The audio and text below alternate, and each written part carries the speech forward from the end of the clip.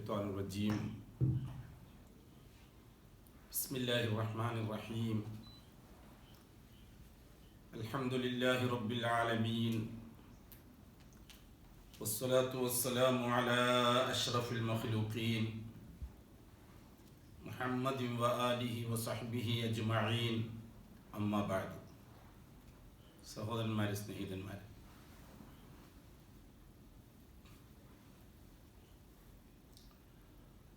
അല്ലാഹു സുബ്ഹാനഹു വ തആല നമ്മളെ മുസ്ലിമായി അംഗീകരിക്കുന്നത് നാം ഷഹാദത്തിൽ പ്രവേശിക്കുമ്പോഴാണ്.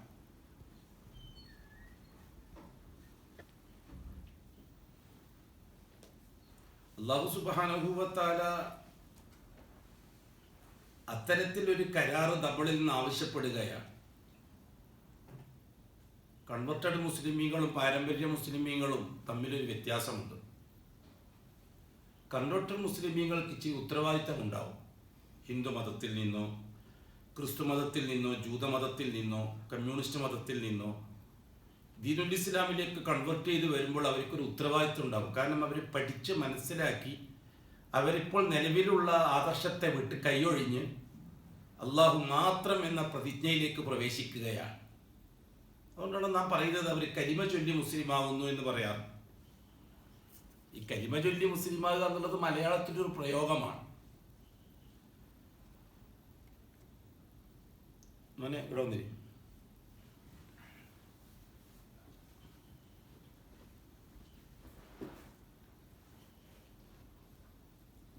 നേരെക്കുറിച്ച് പാരമ്പര്യ മുസ്ലിമീങ്ങൾ അങ്ങനെയല്ല. പാരമ്പര്യ മുസ്ലിമീങ്ങൾ അവർക്ക് ഉത്തരവാദിത്വക്കുറവുണ്ട്. എന്താ കാര്യം എന്നറിയോ? മറ്റ് മതത്തിൽ നിന്ന് ഇസ്ലാമിലേക്ക് കൺവെർട്ട് ചെയ്ത് വരുമ്പോൾ ഉത്തരവാദിത്വമുള്ളവരാണ് വരിക. ആ ഉത്തരവാദിത്വം എന്താ? അവരൊന്നിക്കിൽ ഇലാഹുകളെ അംഗീകരിച്ചവരായിരിക്കും ജീവിതത്തിൽ, അല്ലെങ്കിൽ ലാ ഇലാഹ അംഗീകരിച്ചവരായിരിക്കും. ഒന്നിക്കിൽ ലാ ഇലാഹയിൽ നിന്നാണ് വരിക, അല്ലെങ്കിൽ മഅൽ ഇലാഹ് അതിൽ നിന്നാണ് വരിക. ലാ ഇലാഹ ആരാണ്? നിരീശ്വരവാദികൾ, പ്രതീകവാദികൾ. കലിമത്തു ഷഹാദയുടെ പകുതി ഉണ്ട് അവർക്ക്. ഇപ്പോഴത്തെ കമ്മ്യൂണിസ്റ്റുകാർക്ക് ഒന്നും അതില്ല. കാരണം ആദർശ കമ്മ്യൂണിസം അല്ല ഇപ്പൊ നിലവിലുള്ളത്, രാഷ്ട്രീയ കമ്മ്യൂണിസമാണ്. ആദർശ കമ്മ്യൂണിസം 90-ലെ പോയി. കമ്മ്യൂണിസത്തിന്റെ കരിമ എന്താ? ലാ ഇലാഹ.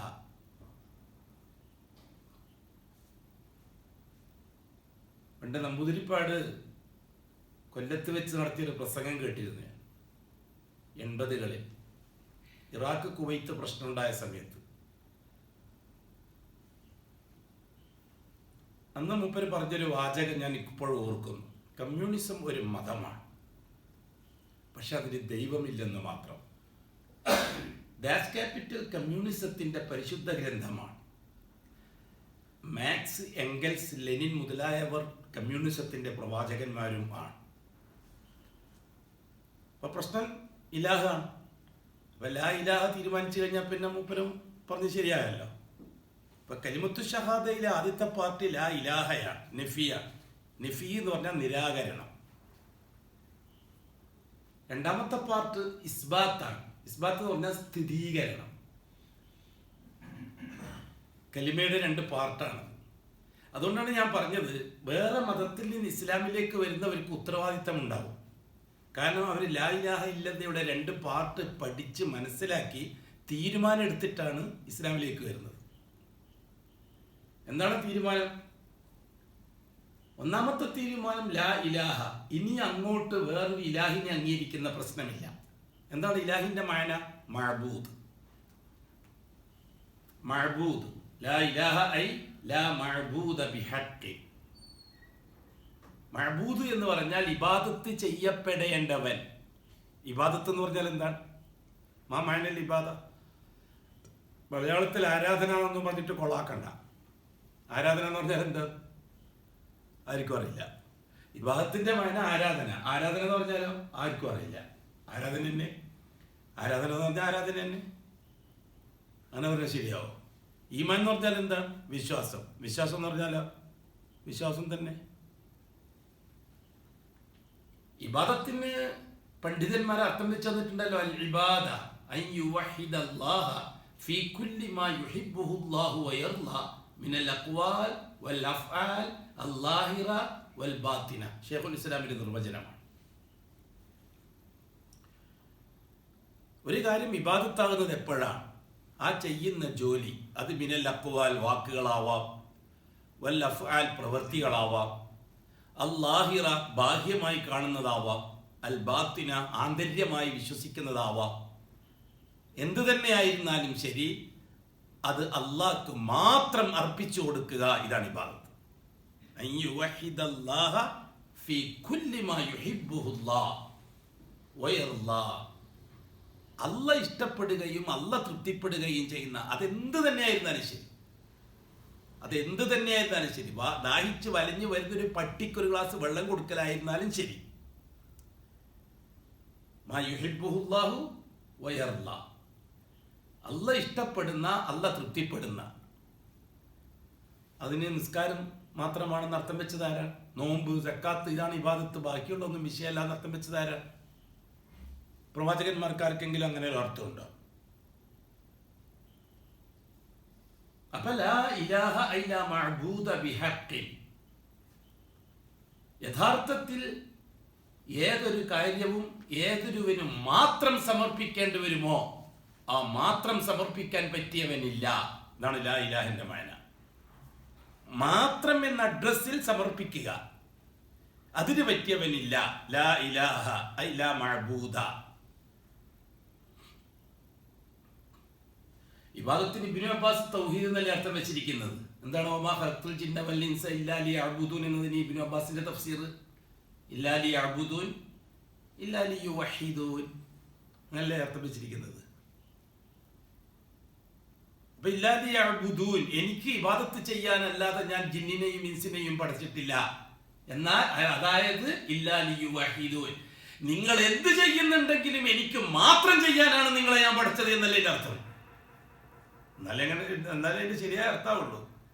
ജിന്നിനെയും ഇൻസിനെയും ഞാൻ പഠിച്ചിട്ടില്ല, നിങ്ങൾ എന്ത് ചെയ്യുന്നുണ്ടെങ്കിലും അത് എനിക്ക് വേണ്ടി മാത്രമേ ആവാവൂ, ഞാൻ അല്ലാത്ത ആളെ എൻ്റെ കൂട്ടത്തിലുണ്ടാകാൻ പാടില്ല. ആ ഞാൻ അല്ലാത്ത ആളാര്? വ്യക്തികളാവാം, ശക്തികളാവാം, മലക്കുകളാവാം, സ്വാലിഹീങ്ങളാവാം, അംബിയാ മുർസലീങ്ങളാവാം, ജിന്നുകളാവാം,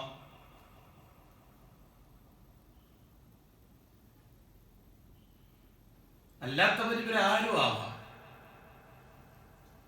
ദിർഹമാവാം, ദീനാറാവാം.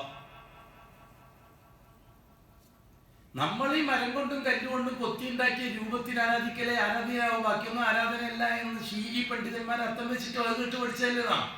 1200 കൊല്ലമായി ഷീഈ പണ്ഡിതന്മാർ അങ്ങനെ അർത്ഥം വെക്കാൻ തുടങ്ങിയിട്ട്. സമദിയത്ത് വാദിച്ചെങ്കിൽ മാത്രമേ ഇലാഹുള്ളൂ, അള്ളാഹുള്ളൂ.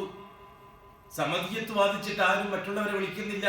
എന്താണ് സമദിയത്തോട് ഉദ്ദേശിക്കുന്നത്?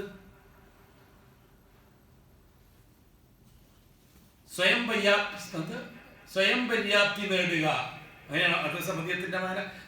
സമദിന് നമ്മൾ എന്താ അർത്ഥം വെച്ച് വച്ചിരിക്കുന്നത്? അള്ളാഹു നമ്മളെ ആരെയും ആവശ്യമില്ല, നമ്മളെല്ലാവരും അള്ളാഹിനെ ആവശ്യക്കാരാണ് അല്ലേ സമദിന്റെ മാന. ഖുൽ ഹുവല്ലാഹു അഹദ്, അല്ലാഹു അസ്സമദ്. ഇതാണ് അല്ലാഹു സമദ്, അല്ലാഹു സമദ. അല്ലാഹു അഹദാൻ, അവന്റെ അഹദിയത്ത് അംഗീകരിച്ചു കൊടുക്കണം. അല്ലാഹു സമദാൻ, അവന്റെ സമദിയത്വം അംഗീകരിച്ചു കൊടുക്കണം. എന്താണ് സമദ്? അല്ലാഹു ആരിലേക്കും ആവശ്യമില്ലാത്തവനും എല്ലാവരും അല്ലാഹുവിലേക്ക് ആവശ്യമുള്ളവനും ആണ്. അതിന് നിരാശ്രയം അർത്ഥം വെച്ചാൽ എങ്ങനെ അർത്ഥം പൂർത്തിയായില്ല? സമദിന് നിരാശ്രയം അർത്ഥം വെച്ചാൽ എങ്ങനെ മലയാളത്തിൽ അർത്ഥം പൂർത്തിയായില്ല? നിരാശ്രയം എന്ന് പറഞ്ഞാൽ ആരെയും ആശ്രയിക്കാത്തവെന്നല്ലേ അർത്ഥമുള്ളൂ. അയാൾ നിരാശ്രയന എന്ന് വെച്ചാൽ അയാൾ ആരെയും ആശ്രയിക്കാണ്ട് ജീവിക്കുന്ന ഒരാളാണെന്നല്ലേ അർത്ഥമുള്ളൂ. അതോ അയാളെ നിരാശ്രയനാണ് എന്നൊരാളെ പറ്റി പറഞ്ഞാൽ അയാളെ ഈ ലോകത്തുള്ള എല്ലാവരും ആശ്രയിക്കുന്നു, അയാളാവട്ടെ മറ്റാരെയും ആശ്രയിക്കാറില്ല, അങ്ങനെയാണ് ദുനിയാവിലുണ്ടാകും.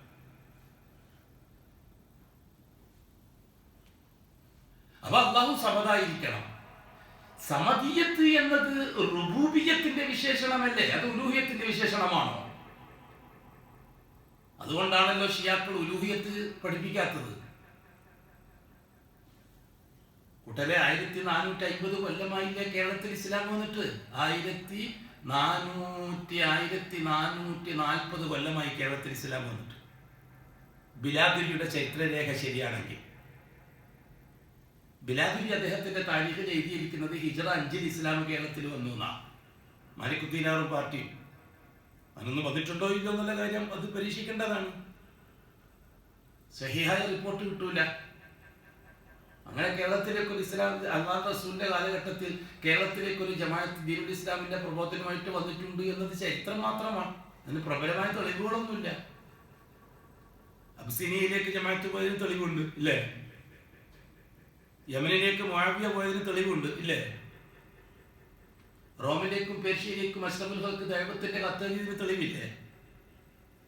അബ്സീനിയയിലേക്ക് 2ാം ഹിജ്റ തെളിവില്ലേ? ഇന്ത്യയിലേക്ക് ദീനുൽ ഇസ്ലാമിന്റെ പ്രബോധക സംഘം വന്നതിന് സഹിയായ സനദുള്ള വല്ല തെളിവുണ്ടോ?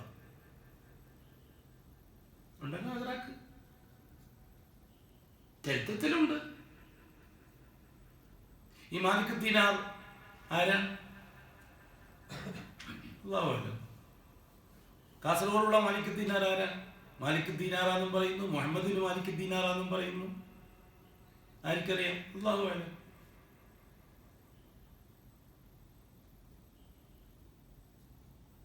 താരീഖ് പറയുന്നത് സനദനുസരിച്ചായിരിക്കണം, സുമാറാകാൻ പാടില്ല. പക്ഷെ ഈമാനും അഅ്മാലും സ്ഥിരീകരിക്കാൻ വേണ്ടി ഉപയോഗിക്കുന്ന സനദ് വേണ്ടാന്ന് മാത്രം താരീഖ് പറയുമ്പോൾ. അതുകൊണ്ടാണ് താരീഖിന്റെ ഉലമാക്കളെ ആരും മുബ്തദിയാക്കാത്തത്. ഈമാനും അഅ്മാലും സ്ഥാപിക്കണമെങ്കിൽ സനദ് നിർബന്ധമാണ്. അല്ലെങ്കിൽ ഒന്നിക്ക് ശിർക്കാവും അല്ലെങ്കിൽ കുഫറാവും. അഅ്മാലിന്റെ വിഷയത്തിലാണെങ്കിൽ അത് ബിദ്അത്താവും. ഇരിക്കട്ടെ. ചരിത്രം എന്ന നിലയ്ക്ക് ബിലാദിന്റെ ചരിത്രത്തിൽ കണ്ടതനുസരിച്ച് നമുക്ക് പറയാം, ഹിജ്റ 5 ഇത് ഹിജ്റ 1446. അപ്പൊ 1441 വർഷമായി കേരളത്തിൽ ഇസ്ലാം വന്നിട്ട് അല്ലേ? ഈ 1440 കൊല്ലത്തിന്റെ ഇടയിൽ ദീനുൽ ഇസ്ലാമിന്റെ അടിസ്ഥാന പ്രമാണങ്ങൾ ചർച്ച ചെയ്യാൻ തുടങ്ങിയിട്ട് എത്ര കൊല്ലമായി? ഷെയ്ഖ് സൈനുദ്ദീൻ മഖ്ദൂം റഹിമഹുല്ല കേരളത്തിൽ വന്നിട്ട് 300 കൊല്ലമായി. സൈനുദ്ദീൻ ഒന്നാമൻ 400 കൊല്ലം. പൊന്നാനിയിലെ മിമ്പറിൽ വെച്ച് ഷെയ്ഖ് സൈനുദ്ദീൻ മഖ്ദൂം ലാ ഇലാഹ ഇല്ലല്ലാഹയുടെ ഷഹാദത്ത് പറഞ്ഞിടത്തല്ലേ ജാറങ്ങൾക്കെതിരായിട്ട് കെട്ടിപ്പൊക്കിയ കബറുകൾക്കെതിരായിട്ടും സംസാരിക്കേണ്ടി വന്നത് അല്ലേ? ഷെയ്ഖ് സൈനുദ്ദീൻ മഖ്ദൂം റഹിമഹുല്ലാഹ് വളരെ നിശ്ചിതമായി വിമർശിച്ചില്ലേ ഉയർത്തപ്പെട്ട കബറുകളും ജാറങ്ങളും?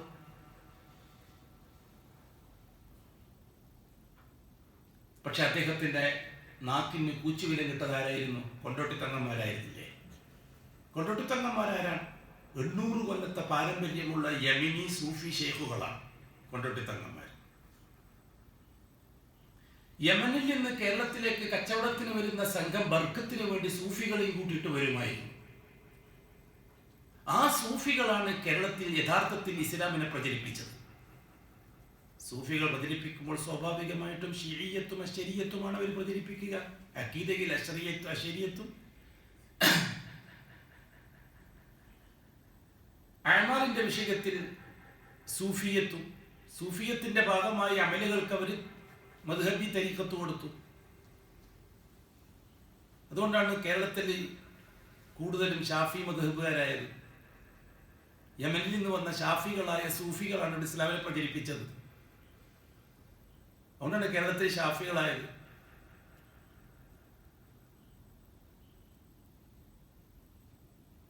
എന്തിനായിരുന്നു കൊണ്ടോട്ടിത്തങ്ങന്മാർ അന്ന് ഷെയ്ഖ് സൈനുദ്ദീൻ മഖ്ദൂമിന്റെ നാക്കിന് കുച്ചിവില കിട്ടത്? മിണ്ടിപ്പോകരുത്, ഗുണ്ടകളെ വിട്ടിട്ടല്ലേ നിർത്തിയത്? അല്ല, ഇന്നും ഷിയകൾ അങ്ങനെ തന്നെയല്ലേ? സലഫികളെ കൈകാര്യം ചെയ്ത് ഗുണ്ടകളെ വിട്ടിട്ടല്ലേ? ആ പാരമ്പര്യം തന്നെയല്ലേ അന്നും ചെയ്തത്? ഗുണ്ടകളെ വിട്ടിട്ടല്ലേ ഷെയ്ഖ് സൈനുദ്ദീൻ മഖ്ദൂമിനെ ഒതുക്കിയത്? കേരളത്തിൽ ആദ്യമായി പ്രതീകങ്ങളെ വെച്ചുകൊണ്ട് ഉറൂസുകൾ നടത്തിയത് കൊണ്ടോട്ടി തങ്ങന്മാരല്ലേ? ഇന്നും ആ കുബ്ബ കൊണ്ടോട്ടിയിലുണ്ടല്ലോ. എന്താ ആരും മിണ്ടാത്തത്? ഇവിടുത്തെ ഭൂരിപക്ഷം വരുന്ന 98% വരുന്ന ഷിയാക്കളും ഷിയാക്കളുടെ പുരോഹിതന്മാരും എന്താ അതിനെപ്പറ്റി ഒന്നും മിണ്ടാത്തത്? ആ കുബ്ബന്റെ അടിയിൽ മയ്യത്തുകൾ വല്ലതും ഉണ്ടോ? യമനിൽ നിന്ന് വന്ന സൂഫി ഷേഖുകളെ സ്മാരകത്തിന് വേണ്ടി ഉണ്ടാക്കിയതല്ലേ ആ കുബ്ബ, കാലി കുബ്ബ. ആ കുബ്ബ വെച്ചുകൊണ്ട് മലപ്പുറം ജില്ലയിലെ പാവപ്പെട്ട ജനങ്ങൾക്ക് കഞ്ഞിയാച്ചി കുടിക്കാൻ വേണ്ടി എന്തെങ്കിലും നിവൃത്തി കൊടുക്കാനല്ലേ ഉറൂസ് ഉണ്ടാക്കിയത്? ഒരു ഉത്സവമായിരുന്നില്ല യഥാർത്ഥത്തിൽ അത്? കൊണ്ടോട്ടി ഉത്സവം, ഇപ്പോഴും കൊണ്ടോട്ടി നേർച്ച എന്നുള്ള പേരിൽ അറിയപ്പെടുന്നത്. ഇത് ശരിക്കും മലപ്പുറത്തെ ദരിദ്രരായ ജനങ്ങൾക്ക് ഫുട്പാത്ത് ബിസിനസ് ചെയ്യാൻ വേണ്ടിയിട്ട് ഒരു ഏർപ്പാട് അന്നത്തെ ഷേഖന്മാരുണ്ടാക്കി കൊടുത്തതായിരുന്നില്ലേ? അതല്ലേ ചരിത്രം? ആ കുബ്ബയെ ചമയിച്ച് നല്ല പച്ച പെയിൻ്റൊക്കെ ഇട്ട് ആ കുബ്ബക്ക് നല്ല തിരിയിലും കത്തിച്ച് ജനങ്ങളെല്ലാം ആ കുബ്ബയിലേക്ക് പോയി. അങ്ങനെയല്ലേ ഈ ഉറൂസുകളിൽ ബിസിനസ് കൂടി വന്നത് അല്ലേ? ഉറൂസ് എന്ന് പറഞ്ഞാൽ തന്നെ ബിസിനസ് അല്ലേ? ഉറൂസ് പ്രഖ്യാപിച്ചു കഴിഞ്ഞാൽ, നേർച്ച പ്രഖ്യാപിച്ചു കഴിഞ്ഞാൽ പിന്നെയുള്ളതെല്ലാം ഈ റോഡ് സൈഡിലുള്ള സ്ഥലം ലേലം പിടിച്ചു കൊടുക്കലല്ലേ? ഇതെല്ലാം ആർക്കും അറിയാത്തത്? എന്നിട്ട് ഒരു ഉളുപ്പുമില്ലാണ്ട് ഈ ജൂതന്മാരുടെ ഏജൻസിയായ ഷീഈ മൊല്ലമാര് ജാറങ്ങളെയും അതിൻ്റെ അനുബന്ധങ്ങളെയും ആയത്തു അതീസോദിട്ട് ന്യായീകരിക്കുകയല്ലേ? ഒരു ഉളുപ്പുമില്ലാണ്ട് ഇപ്പോഴും.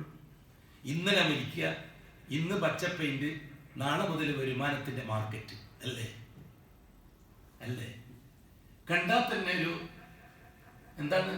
മൻ റാമ അൻ യസ്ലുക തരീഖൽ ഔലിയ ഫൽയഹ്ഫളൻ ഹാദൽ വസായ ആമില. ലശറുദ്ദീൻ മഖ്ദൂം വലിയാൻ ആഗ്രഹിച്ച എന്താ വേണ്ടത് പറഞ്ഞു തന്നിട്ടുണ്ട്.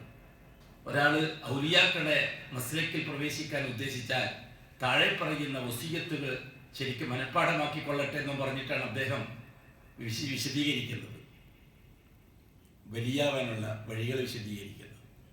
എന്നിട്ട് അദ്ദേഹം ഈമാനിനെ, ഇസ്ലാമിനെ ശരീഅത്തുമായിട്ടും ഈമാനിനെ തരീഖത്തുമായിട്ടും ഇഹ്സാനെ ഹഖീഖത്തുമായിട്ടും ബന്ധിപ്പിച്ചു ഷെയ്ഖ് സൈനുദ്ദീൻ മഖ്ദൂം. അത് സൂഫികളെ തറവാട്ട് വകയാന്ന് പറഞ്ഞിട്ട് കള്ളപ്രചരണം നടത്തി. കൂട്ടരെ ഹദീസു ജിബിരി, ആ ഹദീസു ജിബിരിയിൽ നിന്ന് ഇമാം നവവി റഹിമഹുല്ലാഹ് അർബഉൽ നബിയിലിട്ട പേരല്ലേ അത്? അദ്ദീനു അലാ സലാസത്തി മറാത്തിബ അല്ലേ? അള്ളാഹുവിന്റെ ദീൻ 3 മർത്തബകളിലാണ്. അതിൽ പ്രൈമറി സ്റ്റേജ് ഇസ്ലാമാണ്, അൽ ഇസ്ലാം വൽ ഈമാൻ വൽ ഇഹ്സാൻ. അതിന്റെ സെക്കൻഡറി സ്റ്റേജ് ഇഹ്സാൻ, ഈമാൻ. അതിന്റെ ഫൈനൽ സ്റ്റേജ് ഇഹ്സാൻ. അങ്ങനല്ലേ പഠിച്ചുകൊണ്ടിരിക്കുന്നത്? അല്ലാഹു സുബ്ഹാനഹു വ തആല അംബിയാ മുർസലീങ്ങൾക്ക് തർബിയത്ത് കൊടുത്തത് ഈ ദർജ അനുസരിച്ചല്ലേ? ഇമാം നവവി റഹിമഹുല്ലാഹ് വെറുതെ സുമാർ കൊടുത്തതാണോ ഹദീസിന്? അങ്ങനെ ഒരു അർത്ഥം, അങ്ങനെ ഒരു എഡിങ്, അങ്ങനെ ഒരു തർജുമ? അദ്ദീനു അലാ സലാസത്തി മറാത്തിബ എന്ന തർജുമ ഇമാം നവവിയുടെ വക സുമാറാണോ? അല്ല. അല്ലാഹു സുബ്ഹാനഹു വ തആല പരമ്പരാഗതമായിട്ട് അംബിയാ മുർസലീങ്ങൾക്ക് പോലും ഇസ്ലാമിന്റെ തർബിയത്ത് കൊടുക്കുന്നത് ഈ 3 ദർജകൾ വെച്ചുകൊണ്ടാണ്. അംബിയാ മുർസലീങ്ങൾക്ക് പോലും. അതോ അംബിയാ മുസ്ലിങ്ങൾക്ക് ഒറ്റയടിക്ക് ഹോൾസെയിലായിട്ട് ദീനങ്ങ് കൊടുത്തിട്ട് ഇനി നിങ്ങൾ വിറ്റോളി എന്ന് പറഞ്ഞിട്ട് വിടുക ചെയ്ത നബിമാരെ? അങ്ങനെയാണെങ്കിൽ നുബുവത്തിന്റെ പ്രസക്തി എന്താ? റിസാലത്തിന്റെ പ്രസക്തി എന്താ? നുബുവത്ത് വേറെ ദർജയാണ്, റിസാലത്ത് വേറൊരു ദർജയാണ്. പ്രാഥമിക ദർജ നുബുവത്താണ്. അതാ പ്രവാചകന്മാർക്ക് സ്വന്തം തർബിയത്തിനുള്ളതാണ്. രണ്ടാമത്തത് റിസാലത്താണ്, അത് ദൈവത്തിനുള്ളതാണ്. ഇപ്പൊ റസൂലുകൾക്ക് 2 ഉത്തരവാദിത്തമാണ്. സ്വന്തം സമുദായത്തിന്, സ്വന്തം സമൂഹത്തിന്റെ തർബിയത്തും ഇതര സമൂഹത്തിന്റെ ദഅവത്തും. അപ്പൊ ഘട്ടം ഘട്ടമായിട്ട് ശീലിപ്പിച്ചെടുക്കുകയല്ലേ അല്ലാഹു തആല. നമ്മൾ സാധാരണ പറയാറുണ്ടല്ലോ, ഹസ്രത്ത് ഇബ്രാഹിം അലൈഹിസ്സലാത്തു വസ്സലാം അല്ലാഹു സുബ്ഹാനഹു വ തആല എല്ലാം നൂഹ് നബി അലൈഹിസ്സലാത്തു വസ്സലാമിനെ എടുക്കുക എളുപ്പത്തിൽ മനസ്സിലാക്കാൻ. നൂഹ് നബിയുടെ ചരിത്രം ആരും പറയില്ല, മുസ്ലിയാക്കന്മാരാരും നൂഹ് നബിയുടെ ചരിത്രം പറയില്ല. കാരണം നൂഹ് നബിയുടെ ചരിത്രം പറഞ്ഞാൽ പലതും തിരുത്തേണ്ടി വരും. അതുകൊണ്ട് നൂഹ് നബിയുടെ ചരിത്രം പൂർത്തീകരിച്ചവരല്ല. ഷിയാക്കൾ നൂഹ് നബിയുടെ ചരിത്രം കൂടുതൽ പറയില്ല. ഇബ്രാഹിം നബി മുതൽ ഇങ്ങോട്ട് മാത്രമേ തെറ്റിദ്ധരിപ്പിക്കാൻ കഴിയുള്ളൂ. നൂഹ് നബിയുടെ കാലഘട്ടത്തെ തെറ്റിദ്ധരിപ്പിക്കാൻ കഴിയില്ല. കാരണം നൂഹ് നബിയുടെ കാലഘട്ടം പ്യൂറാണ്. നൂഹ് നബിയുടെ കാലഘട്ടം പ്യൂറാണ്. അത് അല്ലാഹു സുബ്ഹാനഹു വ തആല സൂറത്ത് നൂഹിന്റെ തുടക്കത്തിൽ തന്നെ പറഞ്ഞു, ഇന്നാ അർസൽനാ നൂഹൻ ഇലാ ഖൗമിഹി. നാം നൂഹിനെ റസൂലാക്കി നിയോഗിച്ചു അദ്ദേഹത്തിൻ്റെ കൗമിലേക്ക്. എന്തിന്? അൻ അൻദിർ ഖൗമക്, നിങ്ങളെ സമൂഹത്തെ നിങ്ങൾ മുന്നറിയിപ്പ് നൽകണം, താക്കീത് നൽകണം. മിൻ ഖബിലി അൻ യഅതിയഹും അദാബുൻ അലീം, ലങ്ങലായത്ത് കെട്ടുകെട്ടുത്ത ശിക്ഷ വരുന്നതിന് മുമ്പ് തിരുത്തിക്കൊള്ളണം. ഞാൻ സാധാരണ ചോദിക്കുന്നുണ്ട്, ഇന്നും അതിന് മറുപടിയില്ല. അതിന് മാത്രം മറുപടിയില്ല. ബാക്കിയെല്ലാം കുറിച്ച് തെറി കേൾക്കാം കമൻസിൽ, അതിന് മാത്രം മറുപടിയില്ല. ഞാൻ ചോദിക്കുന്നത്, എന്തിൻ്റെ വിഷയത്തിലാണ് നൂഹ് നബിൻ്റെ കൗമിന് കൊടുത്ത ഇൻദാർ? അത് ഉലമാക്കളാണ് മറുപടി വേണ്ടത്. അവരെന്ത് തെറ്റിയിട്ടാണ് ഈ മുന്നറിയിപ്പ് നൂഹ് നബി കൊടുക്കേണ്ടി വന്നത്? നൂഹ് നബിൻ്റെ കൗമിനോട് അൻ അൻദിർ ഖൗമക സൂറത്തു നൂഹ് അല്ലാഹ് പറഞ്ഞതാണ്. അത് ഇബ്നു അബ്ദുൽ വഹാബ് റഹിമഹുല്ലാഹ് പറഞ്ഞതല്ല, സലഫികൾ പറഞ്ഞതുമല്ല, അല്ലാഹ് പറഞ്ഞത്. അൻ അൻദിർ ഖൗമക്, നിങ്ങളുടെ കൗമിന് നിങ്ങൾ മുന്നറിയിപ്പ് കൊടുക്കണം. അതിനാണ് നിങ്ങൾ റസൂലാക്കി അയച്ചിരിക്കുന്നത് നൂഹിനെ. എന്തിനെ തൊട്ട്? മിൻ ഖബിലി അൻ യഅതിയഹും അദാബുൻ അലീം, കെട്ടുകെട്ടുത്ത ശിക്ഷ വരുന്നതിന് മുമ്പ്. എന്ത് തെറ്റ് ചെയ്തിട്ടാണ് നൂഹ് നബിയുടെ കൗമിൽ ശിക്ഷ വന്നത് വരുമെന്ന് അല്ലാഹു തആല പറഞ്ഞത്? എന്ത് തെറ്റാണ് പറ? ഏത് വിഷയത്തിലാണ് നൂഹ് നബിയുടെ കൗമ് പിഴച്ചത്? ലൂത്ത് നബിന്റെ കൗമിന്റെ ഫവാഹിഷകൾ നമുക്കറിയാം. ശുഐബ് നബിന്റെ കൗമിന്റെ ഫവാഹിഷകൾ പറയാൻ അല്ലാഹ് പറഞ്ഞിട്ടുണ്ട്. ഹൂദ് നബിന്റെ കൗമിന്റെ ആദിന്റെ നാശം അല്ലാഹു തആല പറഞ്ഞിട്ടുണ്ട്. സമൂദിന്റെ നാശം അല്ലാഹു തആല പറഞ്ഞിട്ടുണ്ട്. ഫിർഔൻ ചെയ്ത തെറ്റ് അല്ലാഹു തആല വിശദീകരിച്ചിട്ടുണ്ട്. ആ കാലഘട്ടത്തിൽ നടന്ന കൊള്ളയുപ്പും ബലാത്സംഗവും. മൂസാ അലൈഹി സ്വലാത്തു വസ്സലാം, അത് ഈസാ അലൈഹി സ്വലാത്തു വസ്സലാമിന്റെ കാലഘട്ടത്തിൽ പുരോഹിതന്മാർ ചെയ്തു കൂട്ടിയ തോന്നിവാസങ്ങളെ പറ്റി അല്ലാഹു തആല ഖുർആനിൽ അങ്ങോളം ഇങ്ങോളം പറഞ്ഞിട്ടുണ്ട്. മുഹമ്മദ് നബി സല്ലല്ലാഹു അലൈഹി വസല്ലം തന്റെ റിസാലത്തുമായി ബന്ധപ്പെട്ട ഇസ്രായേൽ അറബി ഖുറൈശി സമൂഹത്തെ പറ്റി അല്ലാഹു തആല പറഞ്ഞിട്ടുണ്ട്. നൂഹ് നബി അലൈഹി സ്വലാത്തു വസ്സലാമിന്റെ കൗമിന്റെ ഏത് വടക്കത്തരമാണ് അല്ലാഹു തആല എടുത്ത് പറഞ്ഞിരിക്കുന്നത്? എന്ത് ഫവാഹിഷാണ് നൂഹ് നബിയുടെ ചരിത്രത്തിലുള്ളത്? ഈ അൻ അൻദിർ ഖൗമക എന്ന് പറയാൻ മാത്രം നൂഹ് നബിന്റെ കൗമ് ചെയ്ത തെറ്റെന്താണ്? ആരും പറയാത്തത്. അതെന്താ ആരും ഉണ്ടാക്കിയതിനെ സംബന്ധിച്ച്? ഈ പറയുന്ന ഷീഈ മൊല്ലന്മാർ അത് മാത്രം എന്താ പറയുക? ബാക്കി എല്ലാവരും തെളിവുണ്ട്. ബാക്കി എല്ലാവരും അവർക്ക് അത് പിന്നെ ജാഹു ബർക്കത്തിന് തെളിവുണ്ട്. നൂഹ് നബിന്റെ കാലഘട്ടത്തിൽ മാത്രം എന്താ ഈ ജാഹു ബർക്കത്തൊന്നും ഇല്ലാത്തത്? ഒന്ന്. രണ്ട്, നൂഹ് നബി അലൈഹി സ്വലാത്തു വസ്സലാം ഒരു ദുആ ചെയ്തിട്ടുണ്ട് സൂറത്തു നൂഹിൽ. ലാ തദർ അലൽ അർദി മിനൽ കാഫിരീന ദയ്യാറ. ശരിയാണല്ലോ? ആരെയാണ് നൂഹ് നബി കാഫർ എന്ന് വിളിച്ചത്? ഹിന്ദുക്കളെയാണ്. അന്ന് ഹിന്ദുക്കളില്ല. ക്രിസ്ത്യാനികളെയാണ്. അന്ന് ക്രിസ്ത്യാനികളും ഇല്ല. ജൂതന്മാരെയാണ്. അന്ന് ജൂതന്മാരുമില്ല. കമ്മ്യൂണിസ്റ്റുകളെയാണോ? അന്ന് കമ്മ്യൂണിസ്റ്റവും ഇല്ല. പിന്നെ ആരെയാണ് നൂഹ് നബി കാഫർ എന്ന് വിളിച്ചത്? ഏതെങ്കിലും മതം ഉണ്ടെന്ന് പറ.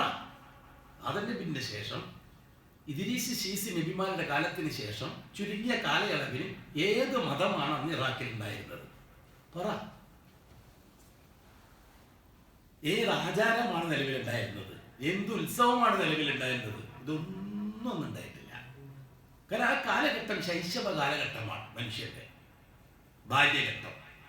ബാല്യത്തിലേക്ക് കടക്കുന്നേ ഉള്ളൂ. ഒന്നും തുടങ്ങിയിട്ടില്ല. വേറെ ജഗഭോഗൊന്നും തുടങ്ങാനായിട്ടില്ല. അതൻ തൊട്ട് എന്താണ് അല്ലാഹു തആല പറഞ്ഞത് ഖുർആൻ ശരീഫിൽ? ഇന്നല്ലാഹ അസ്തഫാ ആദമ വനൂഹൻ വആല ഇബ്രാഹിം വആല ഇംറാൻ അലൽ ആലമീൻ. ഇതല്ലേ ലോകത്തെ മനുഷ്യന്റെ ചരിത്രം? താരിഖുൽ ഇൻസാനിയ അല്ലേ? ഒന്നാമത്തെ കാലഘട്ടം അല്ലാഹു ഇന്നല്ലാഹ അസ്തഫാ, തീർച്ചയായും അല്ലാഹു തആല തിരഞ്ഞെടുത്തു ആദമിനെ. അപ്പോൾ ഒന്നാം ചരിത്രത്തിന്റെ ഒന്നാമത്തെ അധ്യായം ആദമി കാലഘട്ടമാണ്. അത് ശൈശവഘട്ടമാണ്. മനുഷ്യന്റെ ശൈശവഘട്ടമാണ്.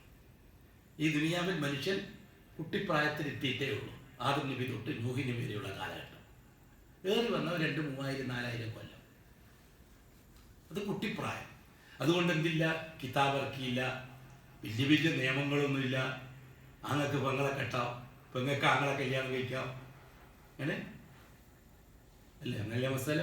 ആദം നബി അലൈഹി സ്വലാമിന്റെ ഹാബീലും കാബീലും ലയൂസായെയും ഉക്കിലിമായെയും കെട്ടിയില്ല. പെങ്ങളല്ലേ കെട്ടിയില്ല? ഇനി ഈ കസറത്തി നെസിരി എന്നല്ലേ ഹുക്കാക്കൾ കൊടുത്തിരിക്കുന്നത്. അന്ന് ആ ശരീരത്തിൽ എങ്ങനെയാ? അതിന്റെ ശരീരത്തിൽ അങ്ങളെയും മകളെയും കെട്ടിക്കാം, ഒരേ ഉപ്പാന്റെ മക്കൾക്ക് തന്നെ അപ്പുറം ഇപ്പുറവും കെട്ടാം. നൂഹ് നബിയുടെ ശരീരത്തിൽ അത് അള്ളാഹു തആല മാറ്റി, അതിനെ ചെയ്തു, ദുർബലപ്പെടുത്തി. ആങ്ങളെയും പങ്ങളെയും ഒരു ഉമ്മാന്റെ കുറെ മക്കളെ കെട്ടാം, പക്ഷെ ആങ്ങളെയും പങ്ങളും കെട്ടാൻ പാടില്ല മാറ്റി. ഇല്ലേ? നൂഹ് നബിന്റെ കാലഘട്ടത്തിൽ ഒരു ഉമ്മാന്റെ, മൂസ നബിന്റെ കാലഘട്ടം വരെ ഒരു ഉമ്മാന്റെ ഒന്നിലധികം പെൺമക്കളെ ഒരേ സമയത്ത് കെട്ടാലോ? മൂസ അലൈഹി സ്വലാത്തു വസ്സലാം ഷുഐബ് നബിന്റെ 2 പെൺമക്കളെ ഒന്നിച്ച് കെട്ടിയിട്ടുണ്ടെന്ന് ചരിത്രം പറയുന്നുണ്ടല്ലോ. കാരണം ആ ശരീരത്തിൽ അങ്ങനെയുണ്ട്. അഷ്റഫുൽ ഖൽഖിന്റെ കാലഘട്ടത്തോടു കൂടിയാണ് ഖിയാമത്ത് നാളുകളുടെ ശരീരത്ത് പൂർത്തിയാകുന്നത്. അതുവരെ കൂട്ടുകയും കുറയ്ക്കുകയും മനുഷ്യന്റെ അവസ്ഥ അനുസരിച്ച്. അപ്പൊ നൂഹ് നബി അലൈഹി സ്വലാത്തു വസ്സലാം വരുന്നത് ആദ്യത്തെ റസൂലായിട്ടാന്നുള്ള കാര്യം ആർക്കും സംശയമില്ല. ഇനി അതിനും സംശയമുണ്ടോന്ന് അറിയില്ല. ആദ്യത്തെ റസൂലാണ് കൂട്ടരെ നൂഹ് നബി അലൈഹി സ്വലാത്തു വസ്സലാം. ആദ്യത്തെ റസൂല്. ഇതിനു മുമ്പ് റസൂൽ വന്നിട്ടില്ല. ഇതിനു മുമ്പ് റസൂല് വന്നിട്ടുണ്ടെങ്കിൽ വേറെ ഏതെങ്കിലും ആ റസൂലിന്റെ കെയറോഫിൽ ഏതെങ്കിലും മതം ഉണ്ടായിട്ടുണ്ടാവും നമുക്ക് വിശ്വസിക്കാമായിരുന്നു. ഏതുപോലെ നൂഹ് നബിന്റെ കെയറോഫിലാണ് ദ്രാവിഡ മതം വരുന്നത്, ഇബ്രാഹിം നബിന്റെ അഡ്രസ്സിലാണ് ആര്യമതം വരുന്നത്, മൂസ നബിന്റെ അഡ്രസ്സിലാണ് ജൂതമതം വരുന്നത്, ഈസ നബിന്റെ അഡ്രസ്സിലാണ് ക്രിസ്ത്യാനി മതം വരുന്നത്, ദാവൂദ് നബിന്റെ അഡ്രസ്സിലാണ് മജൂസി മതം വരുന്നത്. അങ്ങനെ മതങ്ങളും ഉപമതങ്ങൾ, സാബിയ മതക്കാർ, അതേപോലെ ഓരോ മതങ്ങളൊക്കെ പറ്റി. അഷ്റഫുൽ ഖൽഖിന്റെ അഡ്രസ്സിലാണ് ഷീഈ മതം വരുന്നത്. റസൂലുള്ളാഹി തങ്ങളുടെ അഡ്രസ്സിലാണ് ഷീഈ മതം വരുന്നത്. ഷീഈ മതവും ഈസ നബിന്റെ അഡ്രസ്സിൽ വന്ന ക്രിസ്ത്യാനി മതവും മൂസ നബിന്റെ അഡ്രസ്സിൽ വന്ന ജൂതമതവും ഇബ്രാഹിമി അഡ്രസ്സിൽ വന്ന ആര്യമതവും നൂഹി അഡ്രസ്സിൽ വന്ന ദ്രാവിഡ മതവും തമ്മിൽ എന്താണ് വ്യത്യാസം? എന്താണ് ഈ ഷിയാക്കളെ ന്യായീകരിക്കാൻ മെനക്കെടുത്തത് മുസ്ലിയാക്കന്മാര്? ഷീസം ഒരു മതമാണ്. ഞാൻ പലപ്പോഴും നിങ്ങളോട് പറഞ്ഞു തരാറുണ്ടല്ലോ, ഒരു ജൂതനാകണമെങ്കിൽ അടിസ്ഥാനപരമായി അവൻ ആരായിരിക്കണം? മറിയം അലൈഹി സ്വലാത്തു വസ്സലാം സാനിയത്താണെന്ന് വിശ്വസിച്ചിരിക്കണം. ഇന്നും ഇസ്രായേലിലെ ജൂതനാകണമെങ്കിൽ, ജൂതമതത്തിൽ അയാൾക്ക് അംഗീകാരം കിട്ടണമെങ്കിൽ മറിയം അലൈഹി സ്വലാത്തു വസ്സലാം സാനിയത്താണെന്ന് വിശ്വസിക്കണം. അത് ഓരോ വ്യക്തിയും വിശ്വസിച്ചിരിക്കണം. അവരെ സിനഗോഗിൽ വെച്ചത് എപ്പോഴും പറഞ്ഞുകൊണ്ടിരിക്കും. അതുകൊണ്ട് തന്നെ യേശു എന്നതിനെ അംഗീകരിക്കാൻ പറ്റുകയില്ല. വിചാരത്തിൽ ജനിച്ച കുഞ്ഞായതുകൊണ്ട് അതുകൊണ്ട് ഇഞ്ചീൽ ഞങ്ങൾ അംഗീകരിക്കൂല. ഇതല്ലേ ജൂതമതവാദം അല്ലേ? എങ്കിൽ ഞാൻ ചോദിക്കട്ടെ, ഇറാനിയൻ ജൂതന്റെ വിശ്വാസം എന്താ? അവൻ ജൂതനാകണമെങ്കിൽ ആയിഷ റളിയല്ലാഹു തആല അൻഹ സാനിയത്താണെന്ന് വിശ്വസിക്കണം. എന്താണ് വ്യത്യാസം? ഇസ്രായേലി ജൂതനും ഇറാനിയൻ ജൂതനും തമ്മിൽ എന്താണ് വ്യത്യാസം? അതെന്തായാലും ഉണ്ടാക്കുന്നത്. മറിയം അലൈഹി സ്വലാത്തു വസ്സലാമിന്റെ സാനിയത്ത് ജൂതന്മാർ പറയാറുണ്ട് എന്ന് എല്ലാവരും പ്രസംഗിക്കുന്നു. ജമാഅത്ത് ഇസ്ലാമിക്കാരടക്കം പ്രസംഗിക്കുന്നു. അതേ സന്ദർഭത്തിൽ ഇറാനിയൻ ഖുമൈനി മതക്കാര് ആയിഷ റളിയല്ലാഹു തആല അൻഹയെ സാനിയത്ത് എന്ന് വിളിച്ചു പറയുന്നവരാണ്. അവരെ മിമ്പറിൽ വെച്ചവരെ എന്തായാലും മിണ്ടാത്ത എന്തിനാണ് ഈ കപടന്മാരെ ഒളിപ്പിച്ചു വെക്കുന്നത്? ആർക്ക് വേണ്ടിയാണ് ഒളിപ്പിച്ചു വെക്കുന്നത്? എന്തിനാണ് ഈ ഷീഈ മതത്തെ ഇവർ വെള്ളപൂശുന്നത്? പരാജയങ്ങളോട് ഇപ്പൊ ബുദ്ധിമുട്ടൊന്നുമില്ലല്ലോ. ഷീഈയാണ് അടിച്ചു കൊടുത്ത ക്ലിയർ ആയിട്ട് വരൂലേ? ജൂതന്മാരുടെ ഇറാനിയൻ ജൂതന്മാരുടെ പ്രസംഗം പുളിച്ച തെറി ആയിഷാവിനെ പറഞ്ഞുകൊണ്ട്, നിങ്ങൾ ഈ ജൂതന്മാരുടെ മതം മാത്രം പഠിക്കുന്നതിനാ? നിങ്ങൾക്ക് രാഷ്ട്രീയ താല്പര്യമാണ്, നിങ്ങൾ കപടന്മാരാണ്. ഈജിപ്തിൽ അസറുൽ ബന്നാന്റെ ഇഖ്വാൻ മുതൽ, ഫലസ്തീനിൽ മുഹമ്മദ് യാസീന്റെ ഹമാസ് മുതൽ, ഇന്ത്യയിൽ മൗദൂദിന്റെ ജമാഅത്ത് ഇസ്ലാമി വരെ ഇറാനിയൻ ജൂതായിസത്തിന്റെ പൊളിറ്റിക്കൽ ഗ്രൂപ്പല്ലേ അവരെല്ലാം? വിശ്വസിക്കാൻ ഒക്കുമാർക്കെങ്കിലും? ഈ പറയുന്ന ഗ്രൂപ്പ് മുഴുവനും ഇറാനിയൻ ജൂതായിസത്തിന്റെ പൊളിറ്റിക്കൽ ഗ്രൂപ്പല്ലേ? അതായത് ഇറാനിയൻ രാഷ്ട്രത്തെ വരും ഭാവിയിൽ ലോകത്ത് സലഫിയത്ത് തകർത്തി ഇറാന്റെ കയ്യിൽ ലോകത്തിന്റെ ഭരണം വരാനും എന്നിട്ട് കഅബാലയത്തെ പൊളിച്ചിട്ട് പകരം കിർബലെ കഅബ ആക്കാനും തീരുമാനത്തിന്റെ ഭാഗമല്ലേ അത്? അതെന്താ ആരും കഴിവ് മുത്തു പറയാത്തത്? സെലഫികൾ വരെ എന്താ മിണ്ടാപ്രാണികളായിട്ട് നിൽക്കുന്നത്? സെലഫികൾക്കും കൂടി ആ ബോധോദ്യം വന്നിട്ടില്ല. അത് ജൂതന്റെ കഴിവ് അപാരമാണ്. ഇസ്രായേലി ജൂതൻ അറിയാം, അത്തരത്തിലൊരു സംവിധാനം ഉണ്ടാക്കിയാൽ അതോടുകൂടി ഇസ്ലാം പൊളിയും എന്ന് ഇസ്രായേലി ജൂതൻ അറിയാം. അതിന് ഇറാനിയൻ ജൂതാനെ സൃഷ്ടിച്ചത്, ഇറാനിയൻ ജൂതായിസത്തെ സൃഷ്ടിച്ചത് അവരാണ്. എനിക്കത് താങ്ങാൻ കഴിയുന്നില്ല. എത്രയോ ബാക്കവിമാരും എത്രയോ ഫെയ്സിമാരും എനിക്ക് പേഴ്സണലായിട്ട് അങ്ങനെ പറയാൻ പറ്റുമോ ഇറാനെ, അങ്ങനെ പറയാൻ പറ്റുമോ ഷിയാനെ എന്നൊക്കെ ചോദിച്ചിട്ട് എനിക്ക് കമന്റ് ഇട്ടിട്ടുണ്ടായിരുന്നു. പിന്നെ എങ്ങനെയാ പറയേണ്ടത്? ഒരു കാര്യം ഞാൻ ഇന്നും ഉറപ്പിച്ച് തറപ്പിച്ച് നിങ്ങളോട് പറയുന്നു, ബൈത്തുൽ മുഖദ്ദസ്, മസ്ജിദുൽ അഖ്സ ഇസ്രായേലി ജൂതന്റെ കയ്യിലാണ് കിട്ടിയതെങ്കിൽ ആ മിമ്പർ പാരമ്പര്യ മുസ്ലിങ്ങൾക്ക് വിട്ടുകൊടുക്കും, ഫലസ്തീൻ അവർ ഭരിക്കും. അതേ സന്ദർഭത്തിൽ ഇഖ്വാനുൽ മുസ്ലിമീന്റെയോ ഹമാസിന്റെയോ ജമാഅത്ത് ഇസ്ലാമിയെ പോലെയുള്ള ഇന്ത്യൻ ഷീഇയ്യത്തിന്റെയോ കൈകളിലാണ് ബൈത്തുൽ മുഖദ്ദസ് വന്നതെങ്കിൽ എല്ലാ വെള്ളിയാഴ്ചയും ആ മിമ്പറിൽ വെച്ച് ബഹുമാനപ്പെട്ട ആയിഷത്തു സിദ്ദീഖാനെ തെറി പറയാതെ ദുആ ചെയ്യില്ല അവര്. അല്ലാഹുമ്മൽ അൻ അബൂബക്കർ മിമ്പറിൽ ഖുതുബയിലെ ദുആ നമ്മൾ അല്ലാഹു ഗഫിർ ലിൽ മുഅ്മിനീന വൽ മുഅ്മിനാത്ത് എന്ന് പറയുന്നതിന് പകരം അവരെ ദുആ ഇന്നും അല്ലാഹുമ്മൽ അൻ അബൂബക്കർ, അബൂബക്കറിനെ നീ ശപിക്കണേ അല്ലാഹ്. അല്ലാഹുമ്മൽ അൻ ഉമർ, ഉമറിനെ ശപിക്കണേ അല്ലാഹ്. അല്ലാഹുമ്മൽ അൻ ഉസ്മാൻ, ഉസ്മാനെ ശപിക്കണേ അല്ലാഹ്. അല്ലാഹുമ്മൽ അൻ ഹഫ്സ വആയിഷ, ആയിഷയെയും ഹഫ്സയെയും നീ ശപിക്കണേ അല്ലാഹ്. ഇത് ദുആ ചെയ്യാണ്ട് അവർ ഖുതുബ തീർക്കൂല. ആരുടെ കയ്യിലാണ് വരേണ്ടത്? ആരുടെ കയ്യിലാണ് വരേണ്ടത്? ദില്ലി ജാമി മസ്ജിദ് ബിജെപിന്റെ കയ്യിലാണ്. എന്നുവെച്ചാൽ ബിജെപിന്റെ പ്രസിഡന്റ് അല്ലെങ്കിൽ നരേന്ദ്രമോദിയോ അല്ലെങ്കിൽ അതുപോലെയുള്ളവരാണ് ഓട്ടം ഇമ്പോഴൊന്ന് കുത്തുപോകുന്നത്. രാഷ്ട്രീയ ഭരണം ബിജെപിന്റെ കയ്യിലാണ്. ദില്ലി ജാമിയ മസ്ജിദ് നടത്തിപ്പുകാർ മുസ്ലിമീങ്ങളാണ്. നേരെ മറിച്ച് ഇറാനിയൻ ഷിയാക്കളെ കയ്യിലാണ് ദില്ലി ജാമിയ മസ്ജിദ് എന്തെങ്കിൽ അവസ്ഥ എന്താ? എല്ലാ വെള്ളിയാഴ്ചയും അഷ്റഫുൽ ഖൽക്കിനെ പൊളിച്ച തെറി പറയുക. ഞാൻ ചോദിക്കട്ടെ നിങ്ങളോട്, ബഹുമാനപ്പെട്ട ജിബ്രീൽ അലൈഹിസ്സലാത്തു വസ്സലാം തെറ്റുപറ്റിയെന്ന് ജൂതന്മാർ, ഇസ്രായേലി ജൂതായിസം, മുഹമ്മദിന് അലിയിന് കൊടുക്കേണ്ട വഴി മുഹമ്മദിന് തെറ്റിക്കൊടുത്തതാണ്. അതുകൊണ്ട് ജിബ്രീൽ തെറ്റ് ചെയ്തതാണ്. ജിബ്രീൽ ചെയ്ത അബദ്ധമാണതിന് കാരണം. അലിയിന് കൊടുക്കാനാണ് ജിബ്രീലിനെ അയച്ചത്. ജിബ്രീൽ അത് മുഹമ്മദിന് മാറിക്കൊടുത്തു. ഇതല്ലേ അടിസ്ഥാന വിശ്വാസം ഇറാനിയൻ ഷീയ്യത്തിന്റെ, ഇസ്രായേലി ഷീയ്യത്തിന്റെ? അതേ വിശ്വാസം തന്നെയല്ലേ ഇറാനിയൻ ഷീയ്യത്തിന്റെ? ജിബ്രീലിന് തെറ്റുപറ്റിയതാണ്, അലിയിന് കൊടുക്കേണ്ടതാണ് നുബുവത്ത്, അത് മുഹമ്മദിന് മാറ്റിക്കൊടുത്തതാണ്. എന്താണ് വ്യത്യാസം? ബാക്കിന് എന്താ? അത് തെറ്റും ഇത് ഒന്നും മിണ്ടാണ്ടിരിക്കുന്നതിന് മൂല്യമായിരുന്നു പറഞ്ഞ വർഗം ജൂതന്റെ ഏജൻസികൾ. അത് കാരന്തൂരിയൻ ഷീയ്യത്തായാലും ശരി, കാരന്തൂരിയൻ ഷീയ്യത്തിന് ടെഹ്റാനുമായിട്ടാണ് നേരിട്ട് ബന്ധം. അല്ലെങ്കിൽ ചേളാരി ഷീയ്യത്ത്, അതിന് നേരിട്ട് ബന്ധം യമനുമായിട്ടാണ്, യമനിയൻ ഷീയ്യത്തുമായിട്ടാണ്. അല്ലെങ്കിൽ മൂത്തേടം ഷീയ്യത്ത്, അതിന് നേരെ ബന്ധം ടെല്ലവീവുമായിട്ടാണ്, ഇസ്രായേൽ ജൂതനുമായിട്ടാണ് നേരിട്ട് ബന്ധം. മൂത്തേടം ഷീയ്യത്തിന്റെ ഷെയ്ഖ് 6 മാസം കൂടുമ്പോൾ ഇസ്രായേലിലേക്ക് പോകാറുണ്ട്. അയാൾ ഇസ്രായേലിന്റെ ഫലാലും പറയാറുണ്ട്. ഇസ്രായേലിന്റെ രാജ്യത്തിന്റെ മഹത്വം അയാൾ എത്രയോ പ്രാവശ്യം പറഞ്ഞിട്ടുണ്ട്. പക്ഷെ അയാൾ ഷീ ആയതുകൊണ്ട് ആരും ഉണ്ടെന്നില്ല. ഞാൻ സലഫി ആയതുകൊണ്ട് എല്ലാവരും എന്റെ കണ്ടിക്ക്. എന്തൊരു കഥയാണിത്? അതേപോലെ തന്നെ ഹസനുൽ ബന്നാന്റെ ഇഖ്വാനുൽ മുസ്ലിമീൻ മുതൽ 1970-കളിൽ ഇങ്ങേത്തലക്ക് മുഹമ്മദ് യാസീന്റെ ഹമാസ് വരെ, അവിടുന്ന് മൗദൂദി വകന്റെ ജമാഅത്ത് ഇസ്ലാമി, ഇതൊക്കെ ഖുമൈനിയുടെ ഷീഈ മതത്തിന്റെ പേരിൽ ലോകത്തുണ്ടാക്കാൻ പോകുന്ന അഖില ലോക സാമ്രാജ്യത്വത്തിന്റെ, പഴയകാല പേർഷ്യൻ സാമ്രാജ്യത്വത്തിന്റെ നടത്തിപ്പുകാരായ പൊളിറ്റിക്കൽ ഗ്രൂപ്പുകാരല്ലേ ഇവർ? ഇസ്ലാമിക് ജിഹാദ് എന്നും പറഞ്ഞിട്ട് അല്ലേ? നാശകാരികളല്ലേ ഇവർ?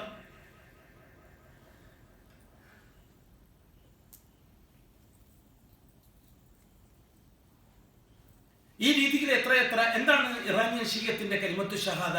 നിങ്ങൾക്ക് എടുത്തു നോക്കാല്ലേ? പഴയകാല പണ്ടൊക്കെ നമ്മളൊക്കെ പറയുന്നത് ആ മുസ്ലിയാർ പറഞ്ഞല്ലേ വെച്ചിട്ടൂടെ, നിങ്ങൾക്ക് ഷീയ്യാൻ അടിച്ചു കൊടുത്താൽ കിട്ടൂലേ? അത് ഇറാൻ അടിച്ചു കൊടുക്കും.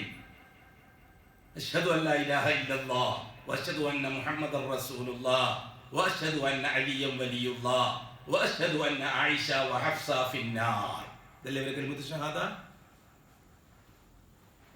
വഅശ്ഹദു, ഞാൻ സാക്ഷ്യം വഹിക്കുന്നു, അന്ന ആയിഷ വഹഫ്സ ഫിന്നാർ, ആയിഷയും ഹഫ്സയും നരകത്തിലാണ്. അത് വിശ്വസിച്ചിട്ടില്ലെങ്കിൽ ശരിയാവില്ല. ഞാൻ ചോദിക്കട്ടെ നിങ്ങളോട്,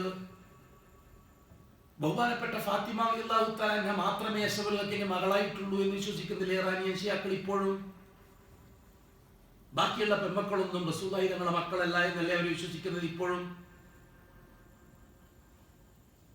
റുഖിയ, സൈനബ ഇതൊന്നും ഫാത്തിമ, ഖദീജ റസൂലുള്ളാഹി തങ്ങളിൽ ഉണ്ടായ മക്കളല്ല. റസൂലുള്ളാഹി തങ്ങൾക്ക് ഉണ്ടായ മക്കളായിരുന്നുവെങ്കിൽ അത് കാഫിരികളെ കൊണ്ട് കെട്ടിക്കുമായിരുന്നില്ല. ഇതല്ലേ ശേഖളവാദം? ഉസ്മാൻ റളിയല്ലാഹു തആല കാഫിറാണ്. റുഖിയാനെയും സൈനബനെയും കെട്ടിയത് ഉസ്മാനാണ്. ദിന്നുറൈൻ ഉസ്മാൻ കാഫിറായ ഉസ്മാനെ കൊണ്ട് ഒരിക്കലും സ്വന്തം മക്കൾ റസൂല കെട്ടിക്കൂല. അതുകൊണ്ട് ഖദീജാന്റെ റസൂലുള്ളാഹിക്കുണ്ടായ മക്കളല്ല, നേരത്തെയുള്ള ഭർത്താവിന്റെ മക്കളാണ്. ആ പെൺകുട്ടികളെന്നല്ലേ പച്ചയായിട്ട് വാദിക്കുന്നത്. എന്താ ഈ കേരളക്കാർ ഇതിനെ പറ്റി മിണ്ടാത്തിന്നവരെ? ഇപ്പോഴും മിണ്ടുന്നില്ലല്ലോ. ജമാഅത്തടക്കം ആയിരക്കണക്കിന് പുസ്തകങ്ങൾ അടിച്ചിറക്കിയില്ലേ? ഷിയാക്കളുടെ ആയിരക്കണക്കിന് പുസ്തകം IPH പരിഭാഷപ്പെടുത്തിയില്ലേ? എൻ്റെ അടുത്തുണ്ടല്ലോ 300 ചില്ലറ പുസ്തകം. ചതിക്കുകയായിരുന്നില്ലേ കേരളത്തിലെ മുസ്ലിമീങ്ങളെ? ഫലസ്തീൻ പ്രശ്നം വരലോടുകൂടിയല്ലേ ഉള്ളുകളിൽ പുറത്തു വന്നത്?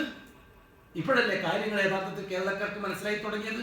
ഇൻഷാ അല്ലാഹ് മനസ്സിലായി വരുന്നേ ഉള്ളൂ. ഇനിയും മനസ്സിലാക്കാനിരിക്കുന്നേ ഉള്ളൂ. അതുകൊണ്ട് ഇന്ന് ലോകത്തെ ഏറ്റവും വലിയ അപകടകാരികളായ ജൂതന്മാർ ഇറാനിയൻ ജൂതന്മാരാണ്. ഇസ്രായേലി ജൂതന്മാരെക്കാൾ, റോമൻ ക്രിസ്ത്യാനിറ്റിയേക്കാൾ, ഇന്ത്യൻ ഫാസിസത്തെക്കാൾ അപകടകാരികൾ ഇറാനിയൻ ജൂതന്മാരാണ്. അവർ നശിച്ചേ പറ്റൂ. അവരുടെ അധികാരങ്ങളും നശിച്ചേ പറ്റൂ. ഞാൻ ചോദിക്കട്ടെ, ജൂതനസാറാക്കളുടെ ഭരണകൂടങ്ങളെ തകർക്കാൻ ദ്വാരക്കുന്ന ഷീഈ മൊല്ലമാരെന്തേ ഷിയാക്കളെ ഭരണകൂടം നശിക്കാൻ ദ്വാരക്കാത്തത്? എന്താ ദ്വാരക്കാത്തത്? അല്ലാഹുമ്മ മസ്സിക്കിൽ മംലക്കത്തൽ മുശ്രിക്കീനൽ കാഫിരീനൽ ളാലിമീന ഹർബിയീൻ. ഷിയാക്കളെ ഭരണകൂടത്തിനെതിരായിട്ട് ദുആ ചെയ്യുന്നു. അൽ യഹൂദ് ജൂതന്മാരെ ഭരണകൂടത്തെ നീ തകർക്കണേ അല്ലാഹ്. അൽ നസാറ ക്രൈസ്തവ ഭരണകൂടത്തെ നീ തകർക്കണേ അല്ലാഹ്. ആ കൂട്ടത്തിൽ വശീഈൻ എന്താ പറയാത്തത്? കള്ളത്തരത്തിന്റെ അടയാളല്ലേ അത്? ഇവിടെ ഏറ്റവും കൂടുതൽ തകരേണ്ടത് ഏതാ? ഷീയത്തിന്റെ ഭരണകൂടമാണ് തകരേണ്ടത്. അതെ, ഫലസ്തീനും ബൈത്തുൽ മുഖദ്ദസും അഹ്ലുസുന്നയുടെ കയ്യിലേക്ക് തിരിച്ചു വരണം. ഒരു കാരണവശാലും ഇറാനിയൻ ജൂതന്റെ കയ്യിലേക്ക് പോകാൻ പാടില്ല. പോയാൽ സഹിക്കാൻ പറ്റൂല. നമുക്ക് അബൂബക്കർ സിദ്ദീഖിനെ ചീത്ത പറയുന്നത് കേൾക്കേണ്ടി വരും. ഇന്ന് ടെഹ്റാനിലെ പള്ളി കേൾക്കുന്നത് പോലെ, ടെഹ്റാനിലെ ജുമാ പള്ളിയിലെ ജുമാക്ക് കേൾക്കുന്നത് പോലെ, ഇന്ന് കേൾക്കുന്നത് പോലെ അബൂബക്കർ സിദ്ദീഖിനെ, ഉമർ റളിയല്ലാഹു ഉസ്മാൻ റളിയല്ലാഹു ചീത്ത പറയുന്നത് കേൾക്കേണ്ടി വരും. താങ്ങാൻ കഴിയില്ല നമുക്ക്. അതേസമയത്ത് ജൂതന്റെയോ ക്രിസ്ത്യാനിയുടെയോ RSSകാരുടെയോ BJPക്കാരുടെയോ കയ്യിൽ അധികാരം വന്ന് തന്നെ വെക്കി ഒരിക്കലും അഷ്റഫുൽ ഹക്കിന്റെ പ്രിയപ്പെട്ട സഹാബാക്കളൊന്നും അവർക്ക് അറിയും ചെയ്യില്ല ചീത്ത പറയാൻ. ഇന്ത്യയിൽ RSSകാർക്ക് എന്താ അബൂബക്കർ സിദ്ദീഖ്, എന്താ ഉമർ റളിയല്ലാഹു അൻഹു, എന്താ ആയിഷ ബീവി. ഇന്ത്യയിലെ ഫാസിസ്റ്റുകൾ നരേന്ദ്രമോദിക്ക് എന്താ ആയിഷ ബീവി, എന്താ ഹഫ്സ ബീവി. എന്തെങ്കിലും ചിന്തിക്കാത്തത്? കേരളത്തിലെ പിണറായി വിജയൻ എന്താ ആയിഷ ബീവി, എന്താ ഹഫ്സ ബീവി. ഫാസിസം ഫാസിസം ഫാസിസം, സിന്ദാബാദ് സിന്ദാബാദ്, ആണും പെണ്ണും എല്ലാം ഇറങ്ങിയിട്ട്. യൂസുഫുൽ ഖർദാബി പെമ്പിള്ളറെ ടീഷർട്ട് ഇട്ടിട്ട് ജീൻസ് ഇറക്കിയിട്ട് അന്ന് ഖത്തറിലിറക്കി. ഫലസ്തീന് വേണ്ടിയിട്ട് അള്ളാഹിനോട് ദുആ ചെയ്യാൻ വേണ്ടിയിട്ട് മഴക്കാറ്റി പെമ്പിള്ളറ ടീഷർട്ടും അതിന്റെ മുമ്പിൽ യൂസുഫുൽ ഖർദാബി എന്ന ജൂത പണ്ഡിതൻ, ഷീഈ പണ്ഡിതൻ അല്ലേ? ഇതിന് ഫലസ്തീൻ ജൂതന്റെ ശബ്ദം ഒഴിവാകാൻ വേണ്ടിയിട്ട് അല്ലാണ്ട് ദ്വാരക്കാൻ വേണ്ടിയിട്ട് പെമ്പിള്ളറാണ് ഇപ്പൊ സ്റ്റേജിൽ. ഫലസ്തീൻ ഫലസ്തീൻ അൽ ജിഹാദ് അൽ ജിഹാദ് സിന്ദാബാദ് മലക്കത്തി പെമ്പിള്ളർ റോട്ട് വരെ. അള്ളാഹിനെ സഹായം കിട്ടാനേ അപകടകാരി. തിരിച്ചറിയണം. എന്താ തിരിച്ചറിയാത്തതെന്ന് ഞാൻ ചോദിക്കുന്നത്. ഇതേപോലെ ഹസ്രത്ത് നൂഹ് നബി അലൈഹിസ്സലാത്തു വസ്സലാം ലാ തദറു അലൽ അർദി മിനൽ കാഫിരീന ദയ്യാറ എന്ന് പറഞ്ഞ കാഫിരീങ്ങൾ ആരാ? വല്ലാഹി മുസ്ലിമീങ്ങളാ, പാരമ്പര്യ മുസ്ലിമീങ്ങൾ. ലാ ഇലാഹ ഇല്ലല്ലാഹ് എന്താണെന്ന് നന്നായിട്ട് അറിയുന്ന മുസ്ലിമീങ്ങൾ, നൂഹുൻ റസൂലുള്ള എന്താണെന്ന് നന്നായിട്ട് അറിയുന്ന മുസ്ലിമീങ്ങൾ, ആദമി ശരീഅത്ത് അറിയുന്നവർ, നൂഹി ഇദ്രീസി ശരീഅത്ത് അറിയുന്നവർ, ശീസി ശരീഅത്ത് അറിയുന്നവർ, പള്ളിയിലെ ഇമാമിങ്ങൾ, പള്ളിയിലെ മുദരിസുകൾ. കാരണം അല്ലാത്ത വേറെ ഒന്നും അന്ന് ഇറാഖിൽ ഇല്ല. ഉണ്ടെങ്കിൽ തെളിയിക്ക്. അന്ന് ഇറാഖിൽ വേറെ എന്തെങ്കിലും ഒരു മതമോ അല്ലെങ്കിൽ അമ്പലമോ അല്ലെങ്കിൽ ചർച്ചോ അല്ലെങ്കിൽ അങ്ങനെ എന്തെങ്കിലും ഒരു കുഫറിന്റെ കേന്ദ്രം ഉണ്ടെങ്കിൽ പറ.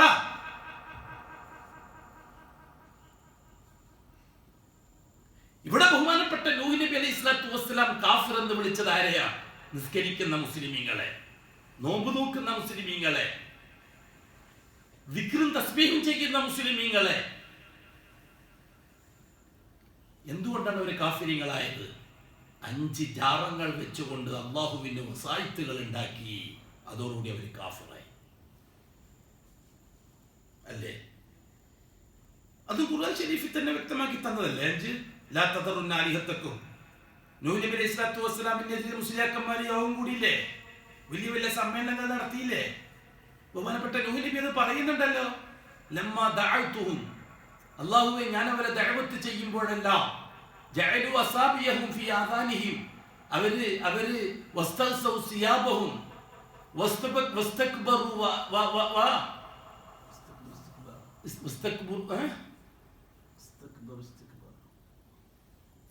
ജഅലു അസാബിയഹും ഫീ ആദാനിഹിം, അവർ ബെല്ല് ചെവിയിലിട്ടിട്ട്.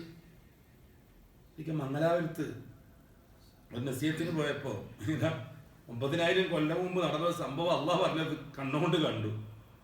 മംഗലാപുരത്ത് ഒരു നസീഹത്ത് നടന്നുകൊണ്ടിരിക്കുകയാണ് ഈ സലഫി സ്റ്റേജില്. അപ്പൊ ഈ ദർസിലെ മുത്താലിമികൾ രാത്രി ചോറും തിന്നിട്ട് നടന്നു പോവുകയാണ്. അപ്പൊ അവിടുന്ന് പള്ളിയിലെ ഉസ്താദ് അവരോട് പറഞ്ഞു കൊടുത്തിരിക്കുന്നു, ചെവിയിൽ കൈയിട്ടിട്ട് വേണം വരാൻ, അത് കേട്ടു പോകരുത്, അയാള് വഹാബിയാണ്. അങ്ങനെ ഈ പിള്ളേർ തലിക്കെട്ടെല്ലാം കെട്ടിയിട്ട് ഇങ്ങനെ നടന്നു പോകുന്നു. എന്റെ കണ്ണുകൊണ്ട് കണ്ടാണ്. കാരണം പിന്നീട് അറിയുമ്പോഴാണ് മുദരിസ് പറഞ്ഞത്, അത് കേട്ടുപോകരുത്, ചെവി നരകത്തിൽ.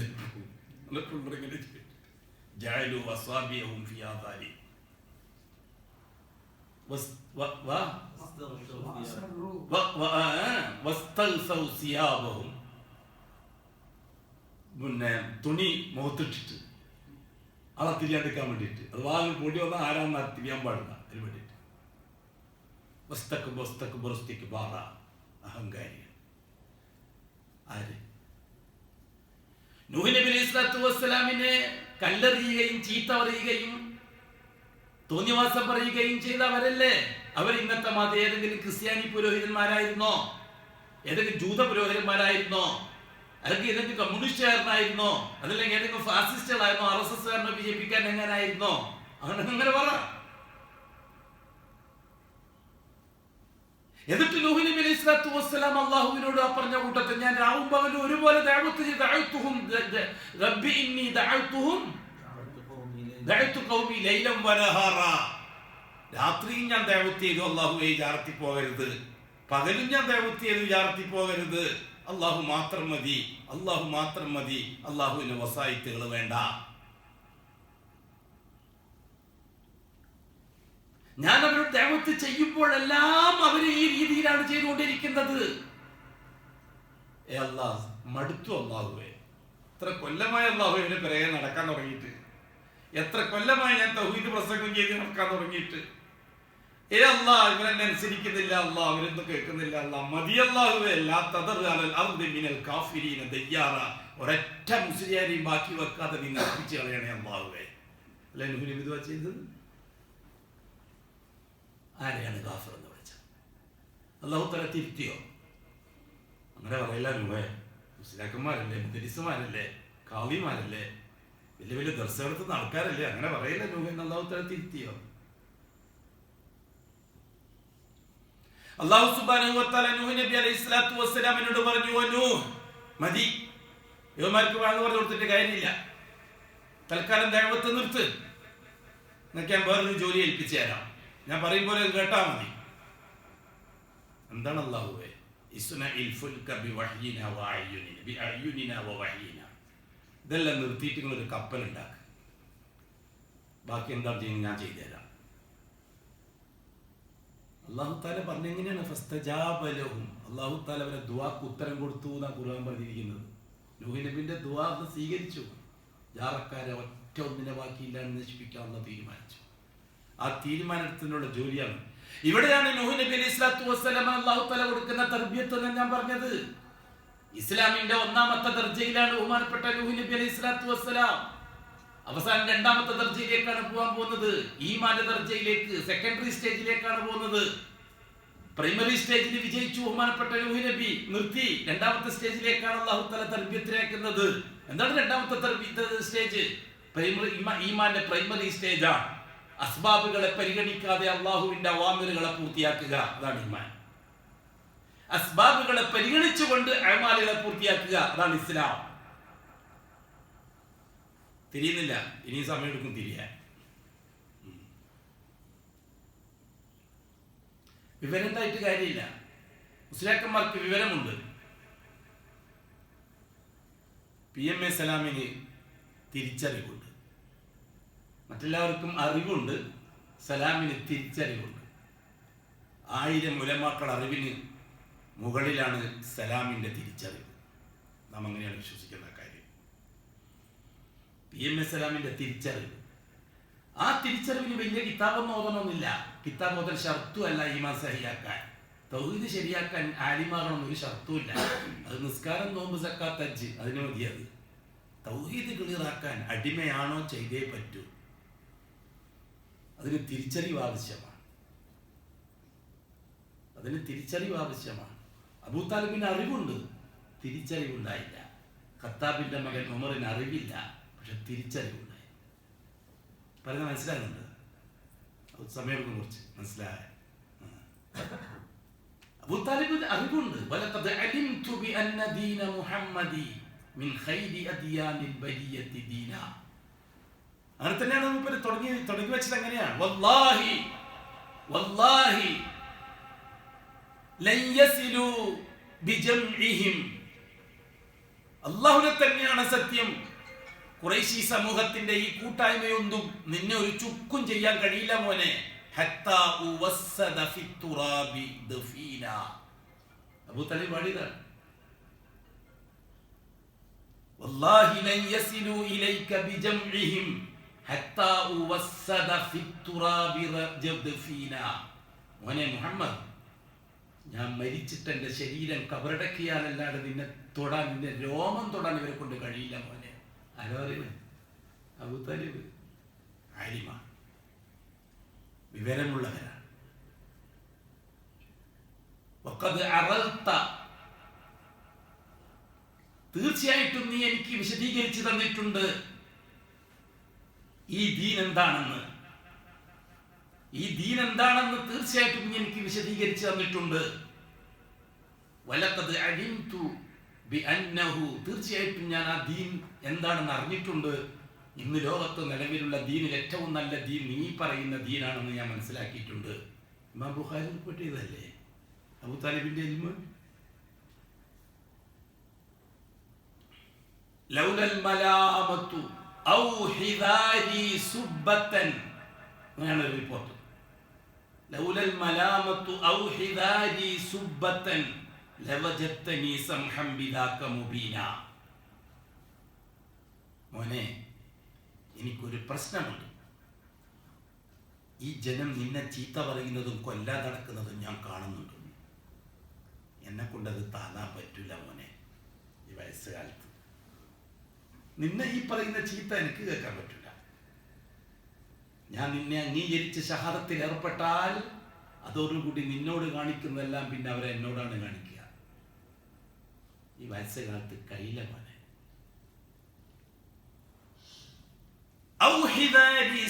നിങ്ങൾ കുളിച്ച തെറിവറിയും എന്നെ. എൻ്റെ ഈ സ്ഥാനമാനങ്ങളൊക്കെ പോയി. ഞാൻ ഇന്ന് മുത്തവല്ലിയ, കഅബാലയത്തിന്റെ മാനേജർ മുത്തവല്ലിയാണ് ഞാൻ. മസ്ജിദ് ഹറാമിന്റെ കാവൽക്കാരനാണ്. ഖുറൈശി സമൂഹത്തിന്റെ നേതാവാണ്. ഇതെല്ലാം എനിക്ക് നഷ്ടപ്പെടും. നിന്നെ പോലെ ആരോരും ഇല്ലാതെ ഞാൻ കഴിയേണ്ടി വരും. അങ്ങനെ മരിക്കാൻ ഞാൻ ആഗ്രഹിക്കുന്നില്ല മോനെ. തിരിച്ചറിവുണ്ടായില്ല അബൂതാലിബ്, അറിവുണ്ടായി. ഞാൻ ചോദിക്കട്ടെ, ഇനിയും നിങ്ങളോട്, ഇന്ന് ലോകത്ത് അബൂതാലിബിനേക്കാൾ വലിയ ആലിമിനെ നിങ്ങൾക്ക് കാണിച്ചു തരാൻ പറ്റുമോ? കേരളത്തിലായാലും ഇന്ത്യയിലായാലും ലോകത്ത് എവിടെയായാലും അഷ്റഫുൽ ഖൽക്കിന്റെ ഗുരുകുലത്തിൽ നിന്ന് 8 കൊല്ലം കിതാബോധി പഠിച്ച ആലിമായിരുന്നില്ല അബൂതാലിബ്. നിഷേധിക്കാൻ ആരൊക്കെ സാധിക്കുക? 8 കൊല്ലം, നുബുവത്തിന്റെ 1-ാം കൊല്ലം മുതൽ 8-ാം കൊല്ലം വരെ അബൂതാലിബ് മരിക്കുന്നത് വരെയും അഷ്റഫുൽ ഖൽക്ക് അബൂതാലിബിന്റെ വീട്ടിൽ പോയിട്ട് ദീ പഠിപ്പിക്കുകയായിരുന്നില്ലേ? അഷ്റഫുൽ ഖൽക്കിന്റെ നാവിൽ നിന്ന് ഉതിർന്നു വരുന്ന ഇൽമ പഠിക്കാൻ അബൂതാലിബിനെ പോലെ ഭാഗ്യം കിട്ടിയവരാരായിരുന്നു ലോകത്ത് വേറെ ഉള്ളത്? ആരോട്ടരുള്ളത്? സഹബാക്കളുടെ കൂട്ടത്തിൽ ആരായിരുന്നു ഉണ്ടായിരുന്ന ആ കാലഘട്ടത്തില് അബൂതാലിബിനെ പോലെ? ഇന്ന് ഏത് കാവിക്കാണ് അബൂതാലിബിന്റെ ഇൽമ അല്ലെങ്കിൽ അബൂതാലിബിന്റെ ആ സ്ഥാനം കരസ്ഥമാക്കാൻ കഴിയുക? ധൈര്യമുണ്ടോ പറയാൻ? നിങ്ങൾ ചോദിക്കുന്നു, ആലിമല്ലേ, കാസിമി അല്ലേ, ഫൈസി അല്ലേ, ദാരിമി അല്ലേ, സക്കാഫി അല്ലേ, പിന്നെ ബാക്കവി അല്ലേ, 15 കൊല്ലം കിതാബോധി ആളല്ലേ, 25 കൊല്ലം മുദരിസായ ആളല്ലേ, 40 കൊല്ലം കാവി ആയാളല്ലേ? ആദ്യം സ്റ്റേറ്റ് കാവി, പിന്നെ നാഷണൽ കാവി, പിന്നെ വേൾഡ് കാവി. മുജാഹിദ് തന്നെ പറയുന്നവൻ ഇന്നലെ വരെ ദിനേശ് വീടിന്റെ കുറ്റിയും വെച്ചിട്ട് കണ്ടന്റ് ഒസറ് വിട്ടിട്ട് തെക്കോട്ടും വടക്കോട്ടും ഏറെ മാറാൻ നടക്കുന്നവൻ ഇപ്പൊ പറയും ഞാൻ തൗഹീദുകാരനാണ്. എല്ലാവർക്കുള്ള പരാതിയാണ്. നമ്മുടെ ഉസ്താദുമാര് നമ്മുടെ ശേഖന്മാർക്കൊന്നും തിരിഞ്ഞില്ല എന്നോ? ഈ കണ്ടന്റ് ഹൗസ് വിട്ടാണെന്നോ എനിക്കാണോ എല്ലാം തിരിഞ്ഞത്? അതെ, ഈ കണ്ടന്റ് ഹൗസ് വിട്ടാണെന്നോ എനിക്ക് തന്നെയാണ് തിരിഞ്ഞത്. കാരണം എനിക്ക് തിരിച്ചറിവുണ്ടായി, മറ്റവർക്ക് അറിവുണ്ടായി. അബൂ താലിബിന് എല്ലാം അറിയാം, തിരിച്ചറിവുണ്ടായില്ല. ഖത്താബിന്റെ മകൻ ഉമറിന് ഒന്നും അറിയില്ല, പക്ഷെ തിരിച്ചറിവുണ്ടായി. അഷ്റഫുൽ ഖൽഖിന്റെ ഗുരുകുലത്തിൽ ഇരുന്നു കൊണ്ട് ഒരു ദിവസമെങ്കിലും ഇൽമു കേൾക്കാൻ വേണ്ടി ഖത്താബിന്റെ മകൻ ഉമർ തയ്യാറായി ചരിത്രത്തിൽ രേഖപ്പെടുത്തി ചരിത്രത്തിൽ പറയാൻ സാധിക്കുമോ? ഒരു ദിവസമെങ്കിലും അഷ്റഫുൽ ഖൽഖിന്റെ സദസ്സിൽ ഇരുന്നിട്ട് പ്രസംഗം കേട്ടതായിട്ട് അല്ലെങ്കിൽ അഷ്റഫുൽ ഖൽഖിന്റെ തൈലീമ കേട്ടതായിട്ട് തെളിയിക്കാൻ പറ്റുമോ നിങ്ങൾക്ക്? ഒരു ദിവസമെങ്കിലും? ബാക്കിയെല്ലാം സമയം ഒറ്റ ദിവസമെങ്കിലും ഖത്താബിന്റെ മകൻ ഉമർ തന്നെ അത് പറയുന്നുണ്ട്. ഇമാം മുഹമ്മദ് റഹിമഹുല്ലാഹ് അദ്ദേഹത്തിന്റെ മുസ്നദിലെ സാഹിബേ എവിടെ പോയതാ? ബസ് തെക്കോട്ടോ വടക്കോട്ടോ?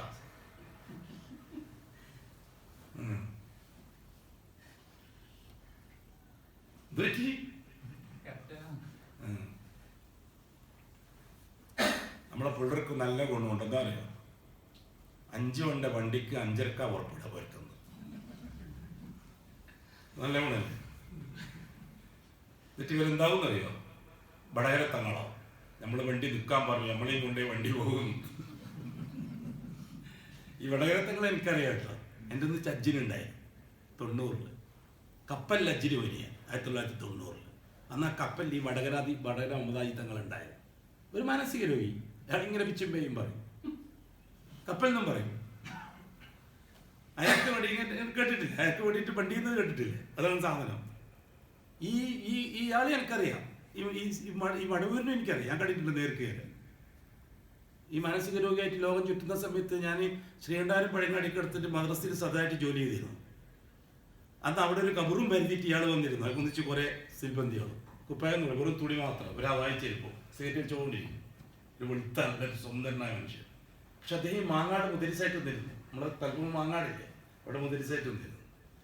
അതാണ് ഇവൻ മുദബ്ബറായിട്ട് നടക്കുന്നത്. കേട്ടാൽ വിചാരിക്കും ഒരു 5 നൂറ്റാണ്ട് മുമ്പ് ജീവിച്ച് മരിച്ച ആളാന്ന്. അങ്ങനെ ഇപ്പോൾ മൊയ്തീൻ ശേഖനെ പോലെ ജിഫാ ശേഖനെ പോലെ ഒന്നല്ല, നമ്മളെ കാലത്ത് ജീവിച്ച് മരിച്ച കാക്ക. അവിടെ അതുകൊണ്ട് നമ്മളെ കൂട്ടത്തിൽ ആരെങ്കിലും അങ്ങനത്തെ ഉണ്ടോ എന്ന് പറഞ്ഞാൽ നമ്മൾ രക്ഷപ്പെട്ടില്ലേ? പയ്യന്നൂരിന്ന് വണ്ടി വിടൂല്ല, ശേഖ വരാനുണ്ട് പറഞ്ഞിട്ട് വെള്ളാപ്പൊന്നൊരു ശേഖ വരാൻ.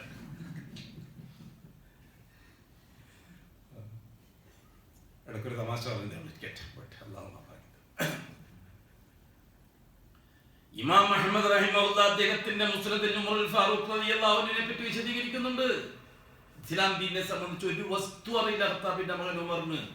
പക്ഷെ ഖത്താബിന്റെ മകൻ ഉമർ വിശ്വസിക്കുന്നത് മുഹമ്മദിനെ കൊണ്ട് വിശ്വസിച്ചാൽ അല്ലാഹുവിന്റെ ശിക്ഷ കിട്ടുമോ എന്നാണ്. അവിടെയാണ് വിഷയം. അതാണ് തിരിച്ചറിവ്. എന്തുകൊണ്ടാണ് ഉമർ റളിയല്ലാഹു അൻഹു അഷ്റഫുൽ ഖൽഖിനെ എതിർത്തത്? മുഹമ്മദ് മുസ്തഫ നമ്മുടെ ഉപ്പുപ്പമാര് പഠിപ്പിച്ച ദീനിനെതിരായിട്ട് സംസാരിക്കുന്നു. അവിടെ ഒരു പുത്തംവാദിയാണ് ഇന്നത്തെ ശിയാക്കൾ സെൽഫികളെ കൊണ്ട് പറയുന്നത് പോലെ. ഇത് തന്നെയാണ് നടന്നത്. കാരണം അല്ലാഹുവിൽ അത്രമാത്രം വിശ്വാസമുള്ള ആളായിരുന്നു ഖത്താബിന്റെ മകൻ ഉമർ. അല്ലാഹു റബ്ബ എന്തുണ്ടെങ്കിലും കഅബ തവാഫ് ചെയ്തിട്ടാണ് ഖത്താബിന്റെ മകൻ ഉമർ അല്ലാഹുവിനോട് ദുആ ചെയ്യുന്നത്. ജാർത്തി പോവില്ല, ജാറുമായിട്ട് ബന്ധമില്ല. ഒരു വല്ലാത്തൊരു മനുഷ്യനാണ്. കടുത്ത സ്വഭാവക്കാരനാണ്. അതേ അവസരത്തിൽ മൃദുലമായ മനസ്സുകാരനാണ്. സ്നേഹമുള്ള മനസ്സിന്റെ ഉടമയാണ് ഖത്താബിന്റെ മകൻ ഉമർ. ഷിയാക്കൾ പല കുറ്റവും പറയും. ഷിയാക്കൾ വളരെ ക്രൂരമായിട്ട് ഉമർ റളിയല്ലാഹു തആല അൻഹുവിനെ അവതരിപ്പിക്കാറുണ്ട്. ചരിത്രത്തിൽ ആ ചരിത്രമാണ് നമ്മൾ ഇതുവരെ കേട്ടുകൊണ്ടിരുന്നത്. ഖത്താബിന്റെ മകൻ ഉമർ ഖുർആനായിരുന്നു, മോള കുഴിച്ചുടുമ്പോൾ പൊടി തടിയിലാക്കി തട്ടി. ഇതെല്ലാം ഷിയാക്കളാകുന്ന കള്ളന്മാരുണ്ടാക്കിയ ജൂതന്മാരുണ്ടാക്കിയ കള്ളത്തരമാണ്. എന്തിനെന്നറിയോ? ഉമർ കാഫിറാണെന്ന് വരുത്തി തീർക്കാൻ വേണ്ടിയിട്ട്. പഠിക്കണം. ഞാൻ എൻ്റെ മക്കളോടും പറയുന്നു, ചരിത്രത്തെ നന്നായിട്ട് അഹ്ലുൽ ഇൽമിൽ നിന്ന് പഠിക്കാൻ തുടങ്ങണം. നമ്മൾ ഈ കൊല്ലം മുഴുവൻ 1200 കൊല്ലം കേട്ടത് ശീഈ ചരിത്രങ്ങളാണ്. അഹ്ലുസ് സലഫ് പ്രമാണങ്ങൾ വെച്ചുകൊണ്ട് പറഞ്ഞു തരുന്ന ചരിത്രം കിട്ടിയിട്ടില്ലെങ്കിൽ നാം മൗനം വീക്ഷിക്കണം. നമ്മുടെ അഭിപ്രായം പറയാം. അതാണ് ഒരു അഹ്ലുൽ ഇൽമ് നമുക്ക് പറഞ്ഞു തരുന്ന കാര്യം. ഉമർ റളിയല്ലാഹു അൻഹു ഒരു ദിവസം അഷ്റഫുൽ ഖൽഖിന്റെ മജ്ലിസിൽ പങ്കെടുത്തിട്ടില്ല. റളിയല്ലാഹു തആല തന്നെ പറയട്ടെ കാര്യങ്ങൾ. അബ്ദുല്ലാഹ് ഇബ്നു ഉമറാണ് റിപ്പോർട്ട് ചെയ്യുന്നത്. ഞാനൊരു ദിവസം മദ്യപിക്കാൻ വേണ്ടിയിട്ട് ക്ലബിലേക്ക് പോയി. അന്ന് ക്ലബ്ബ് തുറന്നിട്ടില്ല. പറയാ അന്ന് ക്ലബ്ബ് തുറന്നിട്ടില്ല. മദ്യം വാങ്ങാൻ ഞാൻ കടയിലേക്ക് പോയി. അതെ, റളിയല്ലാഹുവിനെ മദ്യപിക്കുന്ന ആളെ, എല്ലാവരും മദ്യപിക്കുന്ന ആളായിരുന്നു. റളിയല്ലാഹു തആല എന്നെ മദ്യപിച്ചിട്ട് വന്ന് നിസ്കരിച്ചില്ല. വലിയ കാഫിറുൻ അപ്പോഴല്ലേ അല്ലാഹു തആല പറഞ്ഞത് ലാ തഖറബു സ്വലാത്ത വഅൻതും സുക്കാറ, കള്ളും കുടിച്ചിട്ട് നിസ്കരിക്കാൻ കഴിയട്ടെ എന്ന് എന്തായാലും ആയത്തിറക്കിയത്. കുല്യാൽ കാഫിറുൻ ലാ അബ്ദു മാ തഅബുദു കുല്യാൽ കാഫിറുൻ ലാ അബ്ദു മാ തഅബുദു വഅൻതും ആബിദുന മാ തഅബുദു മാ തഅബുദു മാ തഅബുദു തീരുന്നില്ല.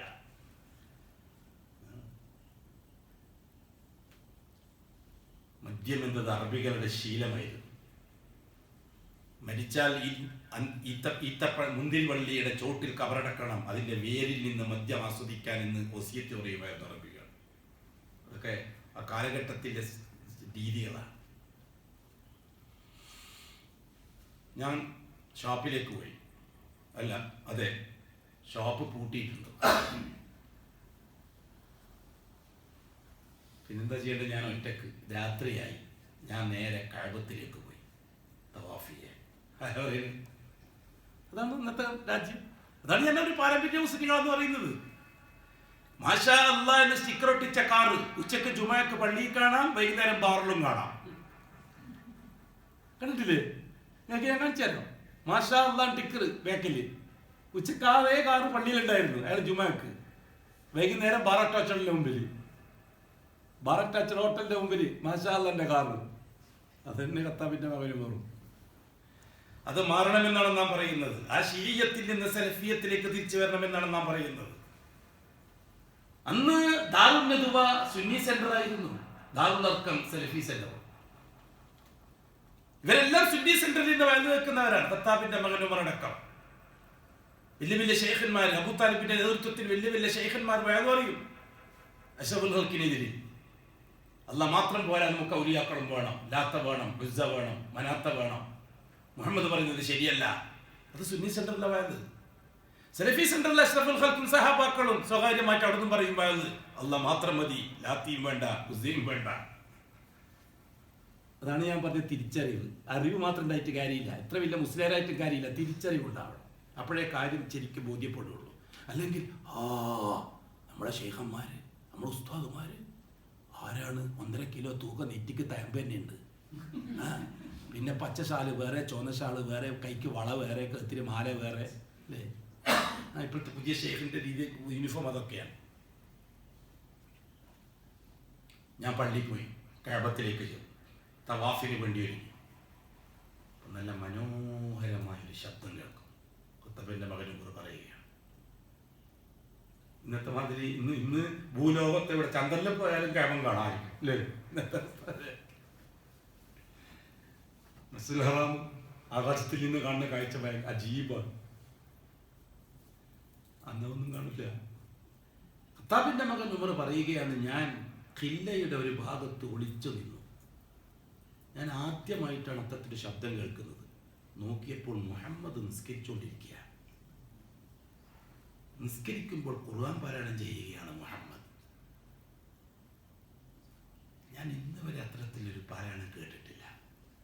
ഞാൻ അങ്ങനെ ഒരു ശബ്ദം ഞാൻ കേട്ടിട്ടില്ല. ഞാൻ ആദ്യമായിട്ടാണ് ആ ഒരു രീതി കേൾക്കുന്നത്. ഉമർ റളിയല്ലാഹു പറഞ്ഞൊരു വാക്കുണ്ട്, ഫതഅജ്ജബ്തു മിൻ തഅലീഫിഹി. അതിൻ്റെ അവതരണത്തിൽ ഞാൻ വല്ലാതെ അതിശയം കൊണ്ടു. ഞാൻ ശ്രദ്ധിച്ച് കേട്ടു. ഏതായാലും മറ്റേ സാധനം കിട്ടില്ല, അള്ളാഹ് നിർത്തിയതല്ലാതെ വേറെ എന്താ പറയാനാ? മറ്റേ സാധനം കിട്ടിയെങ്കിൽ ഒന്നും കിട്ടിയില്ലല്ലോ. മറ്റേ സാധനം കിട്ടിയില്ല. അതെ, അള്ളാഹ്ക്ക് വേണ്ടിയിട്ട ഷാപ്പ് പൂട്ടിയിരിക്കുകയാണ് ഉമർ വേണ്ടി അള്ളാഹു താല. ഉമറിന് വേണ്ടിയിട്ട ഷാപ്പ് പൂട്ടിച്ചിരിക്കുകയാണ് അള്ളാഹു താല. നമ്മളെല്ലാം അങ്ങനെ തന്നെ കൂട്ടരെ. അതുകൊണ്ട് പിഴച്ചു പോയതല്ല, അള്ളാഹ് വഴി തിരിച്ചു തന്നതാണ്. ഷീയത്തിൽ നിന്ന് സലഫിയത്തിലേക്കുള്ള രാജപാത അള്ളാഹ് തിരിച്ചു തന്നത് മനസ്സിലാക്കണം എന്നാ. എത്ര ശുക്ർ ചെയ്താലും മതിയാകുകയില്ല. ഓരോ സഹാബാക്കളെ ചരിത്രം കേൾക്കുമ്പോഴും നമുക്ക് മനസ്സിലാകുന്നത് നമ്മൾക്ക് തിരിച്ചു തന്ന ആ വഴിയെ സംബന്ധിച്ചാണ്. അല്ലാഹു തആല ഖത്താബിന്റെ മകനും അങ്ങനെ ശ്രദ്ധിച്ചു കേട്ടു. റസൂലുള്ളാഹി തങ്ങൾ പാരായണം ചെയ്യുക, അൽ ഹാഖ മൽ ഹാഖ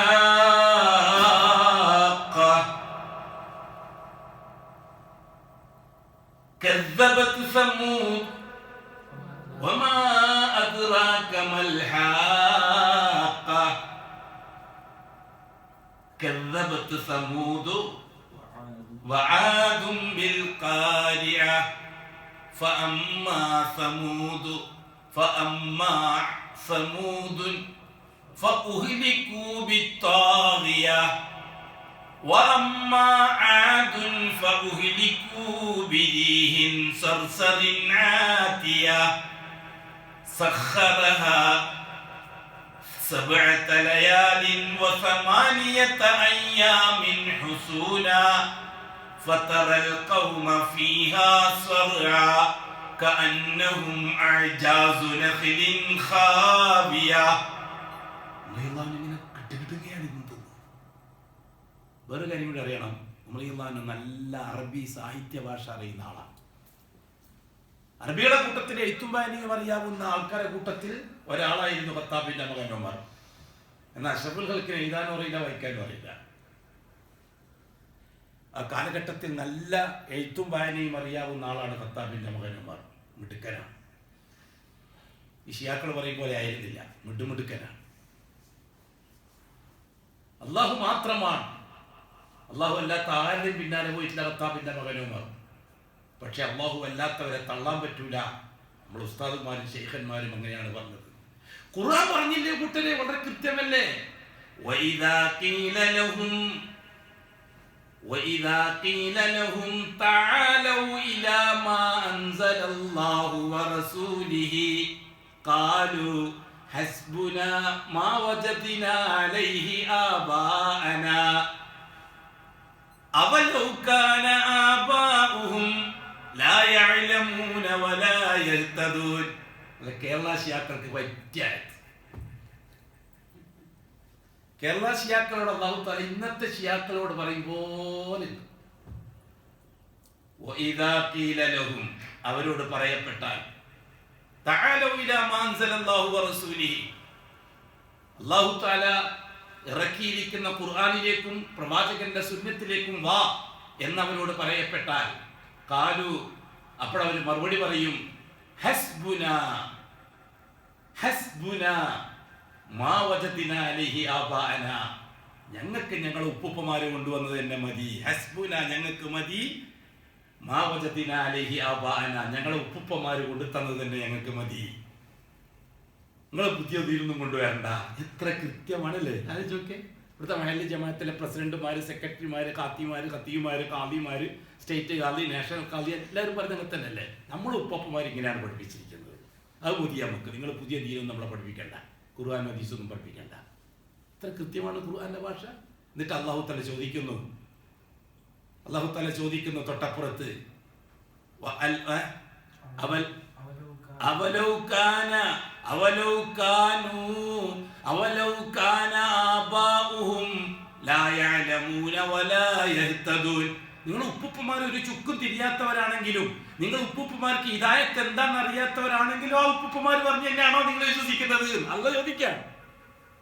കൂട്ടരെ, അല്ലാഹു ചോദിക്കുന്നത് ഇവിടുത്തെ ശിയാക്കളോട്, ഇവിടുത്തെ മുദരിസ്മാരോട്, ഇവിടുത്തെ ഖാദിമാരോട്, കാസർഗോഡ് ഖാദി, കണ്ണൂർ ഖാദി, ഗുജറാത്ത് ഖാദി, കുതിരവട്ടം ഖാദി, എല്ലാ ഖാദിമാരോടും അല്ലാഹു തആല ചോദിക്കാൻ, നിങ്ങൾ ഈ പറയുന്ന ഉപ്പുപ്പമാര് വിവരമില്ലാത്തവരാണെങ്കിലും നിങ്ങൾ ആ ഉപ്പുപ്പമാർ പറഞ്ഞു തന്നെയാണോ കേൾക്കുക?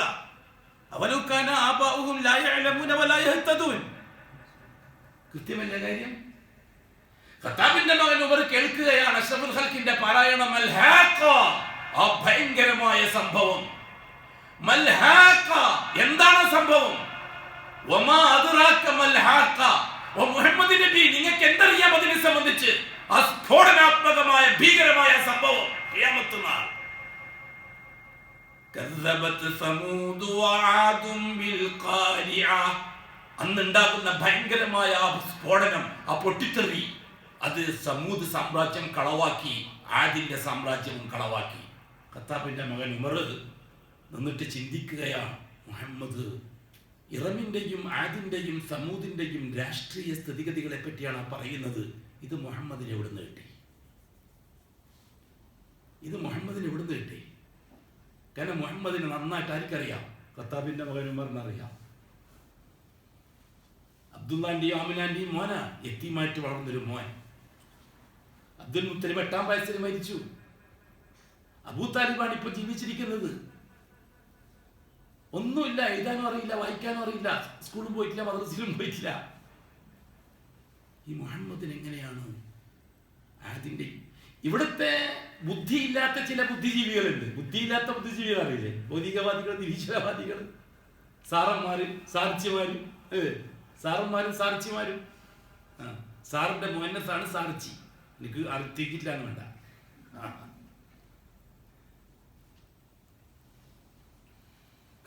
അവരെന്താ പറഞ്ഞേ? അത് റോമിലും മറ്റൊക്കെ കച്ചവടത്തിന് പോയപ്പോൾ ഒരുപാട് അറിവ് കിട്ടിയിട്ടുണ്ടായിരുന്നു മുഹമ്മദ്. ആ അറിവനുസരിച്ച് എഴുതിയതാണെന്നല്ലേ പറഞ്ഞത്. ഖത്താബിന്റെ മകൻ ഉമർ നന്നായിട്ട് അറിയാം മുഹമ്മദ് എവിടെയും പോയിട്ടില്ല, എവിടെയും പഠിച്ചിട്ടില്ല, ആരും ഒരു ഗുരുകുലത്തിലും പഠിച്ചിട്ടില്ല. ആ ഉമർ, ആ മുഹമ്മദ് ഈ അഹദിനെ പറ്റിയും സമൂദിനെ പറ്റിയും എന്താണ് ഈ പറയാൻ പോകുന്നത്?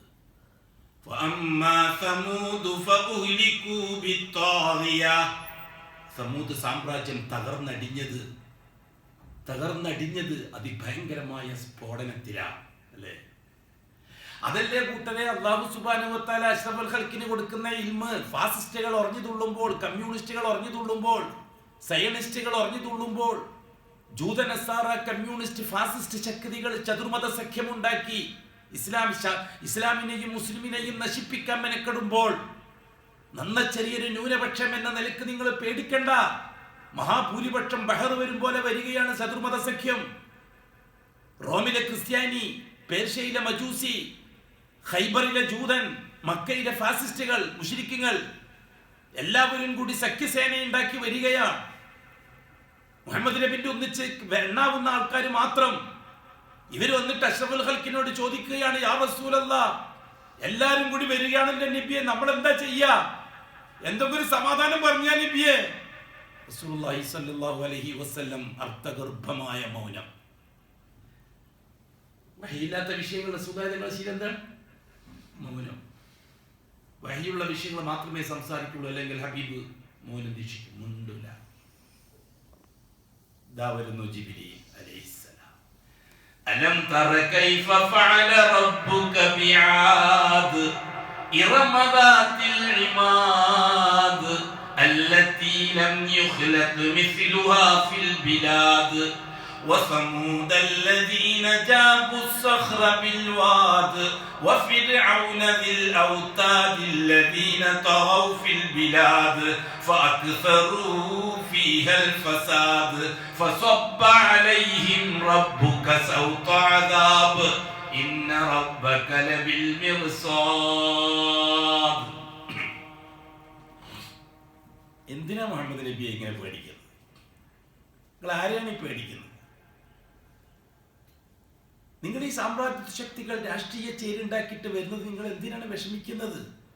നിങ്ങൾക്ക് മുമ്പ് കഴിഞ്ഞുപോയ കഥ വല്ലതും അറിയോ? അലം തറ, നിങ്ങൾ അറിഞ്ഞിട്ടില്ലേ മുഹമ്മദ് നബിയെ? കൈഫ ഫഅല റബ്ബുക്, നിങ്ങളെ റബ്ബ് എങ്ങനെയാണ് കൈകാര്യം ചെയ്തത് എന്ന് നിങ്ങൾക്ക് വിവരം കിട്ടിയിട്ടുണ്ടോ? പക്ഷെ ഖുറൈശികൾക്ക് ആ വിവരം നന്നായിട്ട് അറിയാം. ഖത്താബിന്റെ മകനും പറഞ്ഞ ആവശ്യം നന്നായിട്ട് അറിയാം. അവർ വായനാശീലമുള്ളവരാണ്, ചരിത്രം പഠിക്കുന്നവരാണ് ഖുറൈശികൾ. അലം തറ കൈഫ റബ്ബുക ബിആദ് ഇറമ ദാത്തിൽ ഇമാദ്, അത്യുഗ്രമായ സ്തൂപങ്ങൾ പണിത് അതിന്റെ ചോട്ടിൽ പട്ടാള ബാരക്കുകൾ ഉണ്ടാക്കി ആ സൈന്യത്തെ ഉപയോഗിച്ച് ഹൂദ് നബിയെയും മുസ്ലിമീങ്ങളെയും നശിപ്പിക്കാൻ വേണ്ടി വന്ന ആദിന്റെയും ഇറമിന്റെയും സാമ്രാജ്യം ഞാൻ തകർത്ത് കളഞ്ഞില്ലേ നബിയെ? നിങ്ങൾ അറിയുമോ ആ വിഷയം? നിങ്ങളുടെ നാട്ടിന്റെ അടുത്തല്ലേ സംഭവം?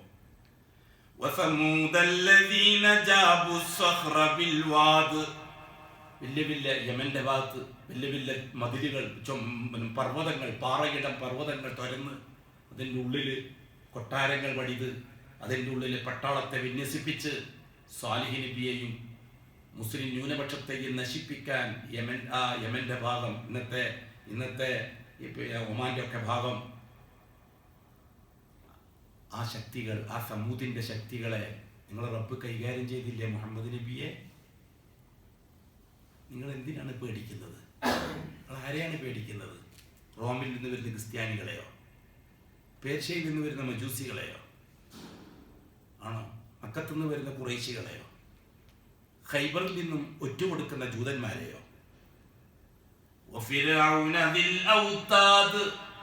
ചെങ്കടലിന്റെയും നൈൽ നദിയുടെയും തീരത്ത് പിരമിഡുകൾ പണിത് രാഷ്ട്രീയത്തിന്റെ ആധിപത്യം ലോകം ഖിയാമത്ത് നാൾ വരെ നിലനിർത്താൻ ശ്രമിച്ച ഫറോവ, ആ ഫിറൗനെ ഞാൻ കൈകാര്യം ചെയ്തില്ലേ മുഹമ്മദ് നബിയെ? നിങ്ങൾ അറിയോ കഥ? ദിൽ ഔത്താദ്, പിരമിഡുകളുടെയവർ, വത്തുകളുടെയവർ, അതിന്റെ ചോട്ടിലാണ് പട്ടാളം. അല്ലദീന തഗൗ ഫിൽ ബിലാദ്, നാട് മുഴുവനും അരാജകത്വത്തിലാക്കിയില്ലേ ഫിറൗൻ. ഫഅക്സറൂ ഫീഹൽ ഫസാദ്, കലാപങ്ങൾ ഉണ്ടാക്കിയില്ലേ ഫിറൗൻ നാട് മുഴുവനും. ഫസബ്ബ അലൈഹിം റബ്ബുക സൗത അദാബ്, ശിക്ഷയുടെ കവചം കൊണ്ടൊരു പൂട്ടിയിട്ടില്ലേ നബിയെ ഞാൻ? പിന്നെയാണോ നിങ്ങൾ ഇവരെ പേടിക്കുന്നത്? ധൈര്യമായിട്ടിരിക്കും നബിയെ, ഞാൻ കാണിച്ചു തരാം. അപ്പോഴല്ലേ ധൈര്യം വന്നത്? ഹസ്ബുനല്ലാഹു നിഅമൽ വകീൽ വനിഅമൽ മൗലാ വനിഅമൽ നസീർ. ഉമർ റളിയല്ലാഹു തആല അൻഹു മുഹമ്മദ് മുസ്തഫ സല്ലല്ലാഹു അലൈഹി വസല്ലം തങ്ങൾ കഅബാലയത്തിന്റെ അരികത്ത് നിന്നിട്ട് നിസ്കരിച്ചുകൊണ്ടിരിക്കുമ്പോൾ പാരായണം ചെയ്യുന്ന സൂറത്ത് ശ്രദ്ധിച്ചിട്ട് അത്ഭുതപ്പെടുകയാണ്. അതുകൊണ്ടാണ് ഉമർ പറഞ്ഞത് ഫതഅജ്ജബ്തു മിൻ തഅലീഫിഹി, ആ മുഹമ്മദ് പാരായണം ചെയ്യുന്ന അത് വല്ലാത്തൊരു സംഭവമാണ്. അതിൻ്റെതായ ആ അവതരണ രീതി എന്നെ വല്ലാതെ അത്ഭുതപ്പെടുത്തി.